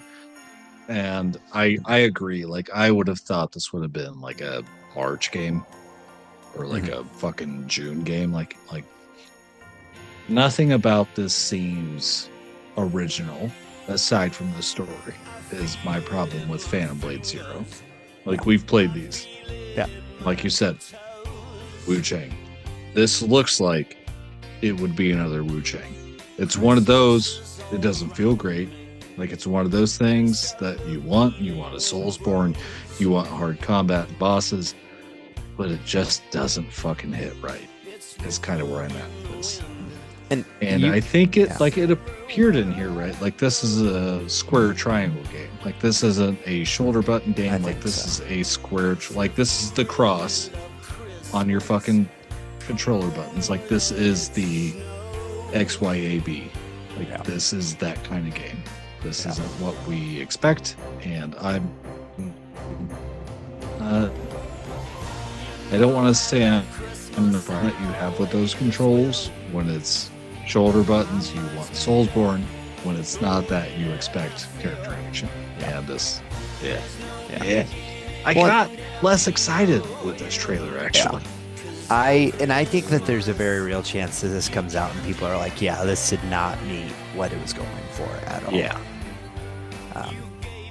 Other than that, I mean, we already talked about Mega Man. We already talked about High Guard. Neo 3 do anything for either of you? No. See, I don't know if I've talked Neo here, but no. The release the release date for Neo 3, February 6th. That's when I fucking thought that Phantom Blade 0 would be. So I think that's why Neo 3 was so late in the show, was because it, like, he has this like emphasis, like he wanted a couple imminent things. Him meaning good old Jeff, but I was surprised. I really thought that we were gonna see that rumored 2D God of War here. Like, I thought that was like the level of like a Sony game. Half-Life 3. Yeah, I don't know. Half-Life 3. No. I honestly don't even know if Half-Life 3 is real. No. It's No. not. So Like, the problem with these is it's built up to be an E3. And Keighley himself builds it up to be an E3 before the show, on social media, and during the show. This show does not know what it wants to be. It should not be an award show. Do summer E3 and winter E3. And I'm not going to elaborate this because we've been recording for so long. I have so many thoughts. I guarantee we could go back sucks. to the Game Awards. Your thoughts last year, and you had that there. I think you had maybe it got worse. Like it might have got worse. Yeah. Well, I think it not being propped up by like a really good One More Thing really kind of exposed the pacing, exposed the paying for those ads type thing. Because what was it? Last year was Intergalactic Heretic Prophet, right? Yep. That was a hell of a One More Thing. Like, the next thing, like, what are they doing at Naughty Dog? Like, this is what, like, that's fucking huge. Not what are these fucking people that worked on this one shooter now doing that's coming out next month? Like,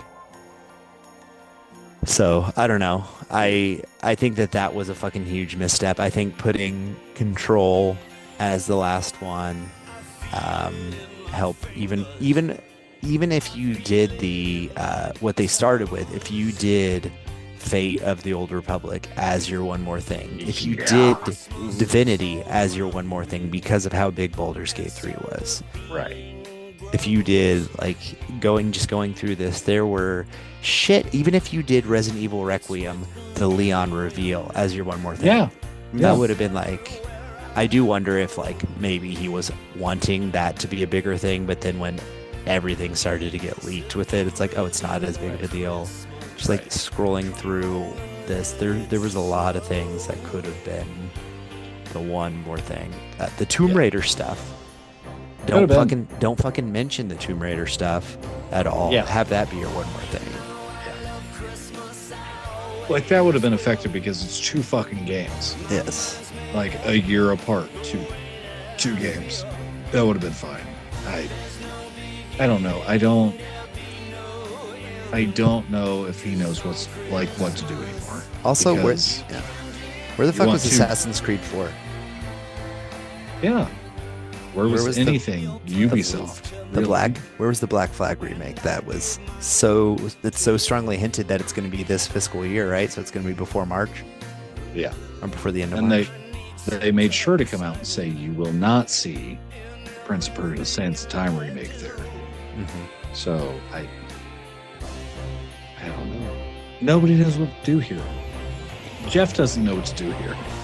It's like, I do wonder if there's this like emphasis more on like the money aspect of it that has some people being like, no, thank you. I'll go a different route that's maybe cheaper. Or We don't know if publishers like of Sony that do this, or Nintendo that do this, or Xbox that do this are cheaper.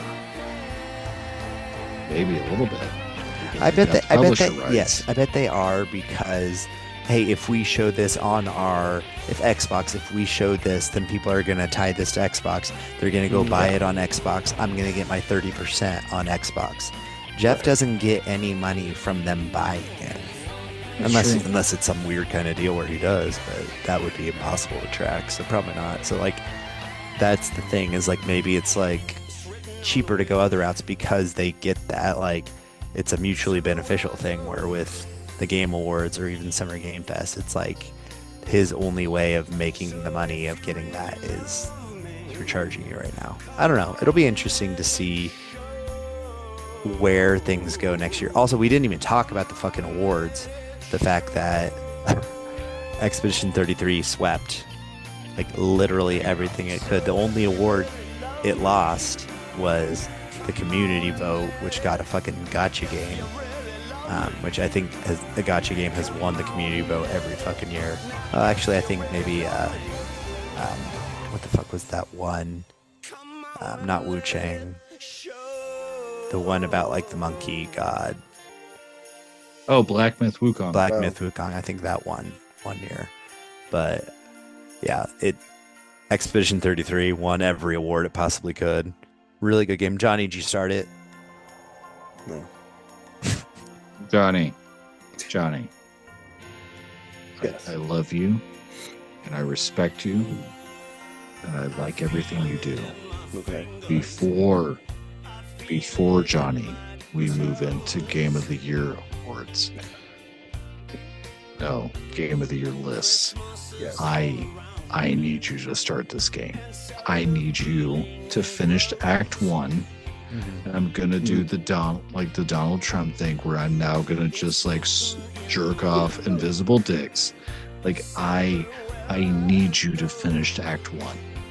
I don't care if you play past that. I need you to finish Act 1. If you get to Act 2 and you're like, I don't want to do this anymore, that's fine. I need you to finish Act 1 of Claire Obscure Expedition 33.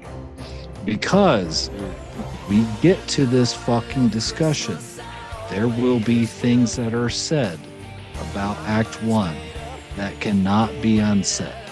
Yeah. And you will hear things by me. I don't know about Eliot, but by me specifically, that I can't unsay. Are you assuming that Expedition 33 is going to be in my top 10? Fuck off. It absolutely is. I need you to do this for me. Not the podcast, not the show, not gamers everywhere that play video games. I need you as a human being to finish Act 1. And you'll know, because you'll finish Act 1 and you'll cry like a fucking baby. And then it will pop up and say Act 2. When it pops up and says Act 2 and you want to stop playing, good. You're better off. You'll be fucking happy then. You won't want to stop playing. Yes. Go ahead. Finish Act 1, please. And also, if you see a mime in Act 1, do not try to fight the mime. It is not for you to fight right away. Oh, No, Jesus go fight Christ. Okay. Yeah, I was gonna say, like, I currently have it downloaded on my Xbox, so if being sidetracked with the flu kind of fucked my brain. That is what I'm trying to get done before we talk about Game of the Year, because like the fucking Game Awards just like dismantled me. It's like all these berets and like these striped shirts, and I was like, but not one single baguette. Why not? Oh, no, there will be the baguette. Oh boy. You will find the baguette. It'll be up your butt. It's up mine right now, because that's how high this game is on my list.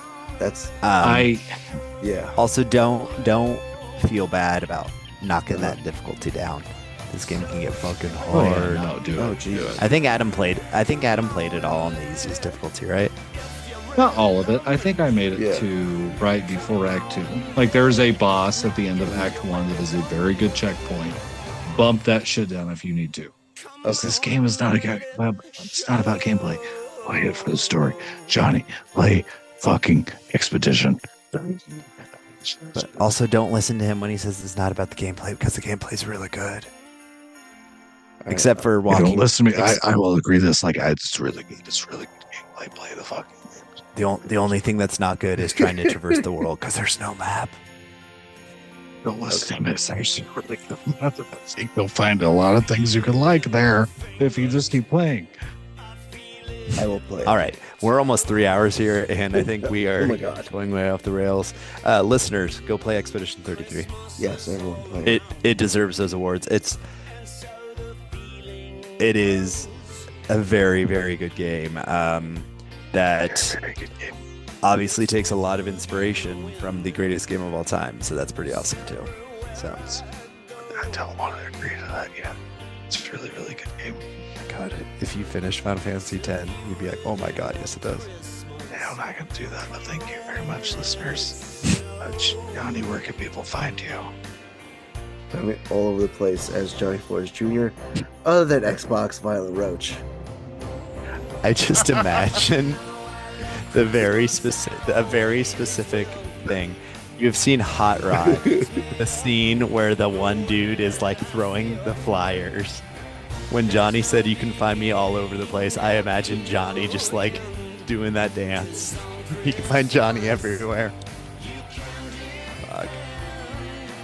Elliot, where can people find you? You can find me eholmes91 pretty much anywhere. Or you could email in, what is it? gamerzaddies@hotmail.com. I remember it now. Yes, that's Email us. GAMERZADDIES at hotmail.com. Your top 10 list, your top whatever list, your fuck you, Eliot, Kingdom Come Deliverance 2 sucks, or fuck you, Adam, it's actually great. We want to hear it. Is that a list? No, I'm saying they could send lists or they could send that. Those are the two options. Don't email us anything else. Those are your two options. No, nothing else. Your lists or your... no. Email us anything. Let us know. Anything. Yeah, no, it's fine. Yeah, I am your host this evening, Adam, signing off for... Nope. It's not Sad Kid Record Society. Oh, gosh. No, thank Which you. I guess the first episode will be on Christmas Day of Sad Kid Record Society. Find that on Instagram at the name that I just said. I'm not going to say it again. I'm not going to spell it. There is a good preview for what will come on Christmas Day. Did you record that today? I'm looking right now. Because you're wearing the exact same fucking thing. No, I didn't. It's very cold in this house. Again, we have no heat, so we wear a hoodie. Very different intention from that episode. You'll find look it. Look at that shit. You're wearing the Places. exact same. Yeah, I was You gonna look say, the this exact is- same fucking. This will be Yeah, out no, it's the same. on Sunday. Sunday, Oh, Sundays. shit. All right. Well, Little early Christmas present for all y'all. look forward to Sad Kids Record Society's Christmas episode, then. Elliot, say what you're going to say. Well, I was gonna say, I guess I'm stepping on your outro. We haven't really discussed it, but I would assume the next time we record is going to be our game of the year. Yep. Yeah. Yep. Because we kind of discussed we wanted to do end of December or very early January. Give us a little bit of time to wrap up any loose ends we might want to. But yeah. I so next tried. time. It sucked. Fuck KCD2. But no, there you go. I mean, trying out those different things. I honestly kind of feel like giving Ball Pit a second shot.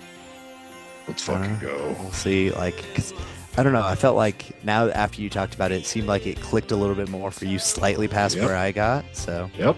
see. We'll probably haven't talked about format, but I could see us doing like what we did last year, where we all have our top 10 lists, maybe some honorable mentions, and then we only talk about it when we get to the highest person.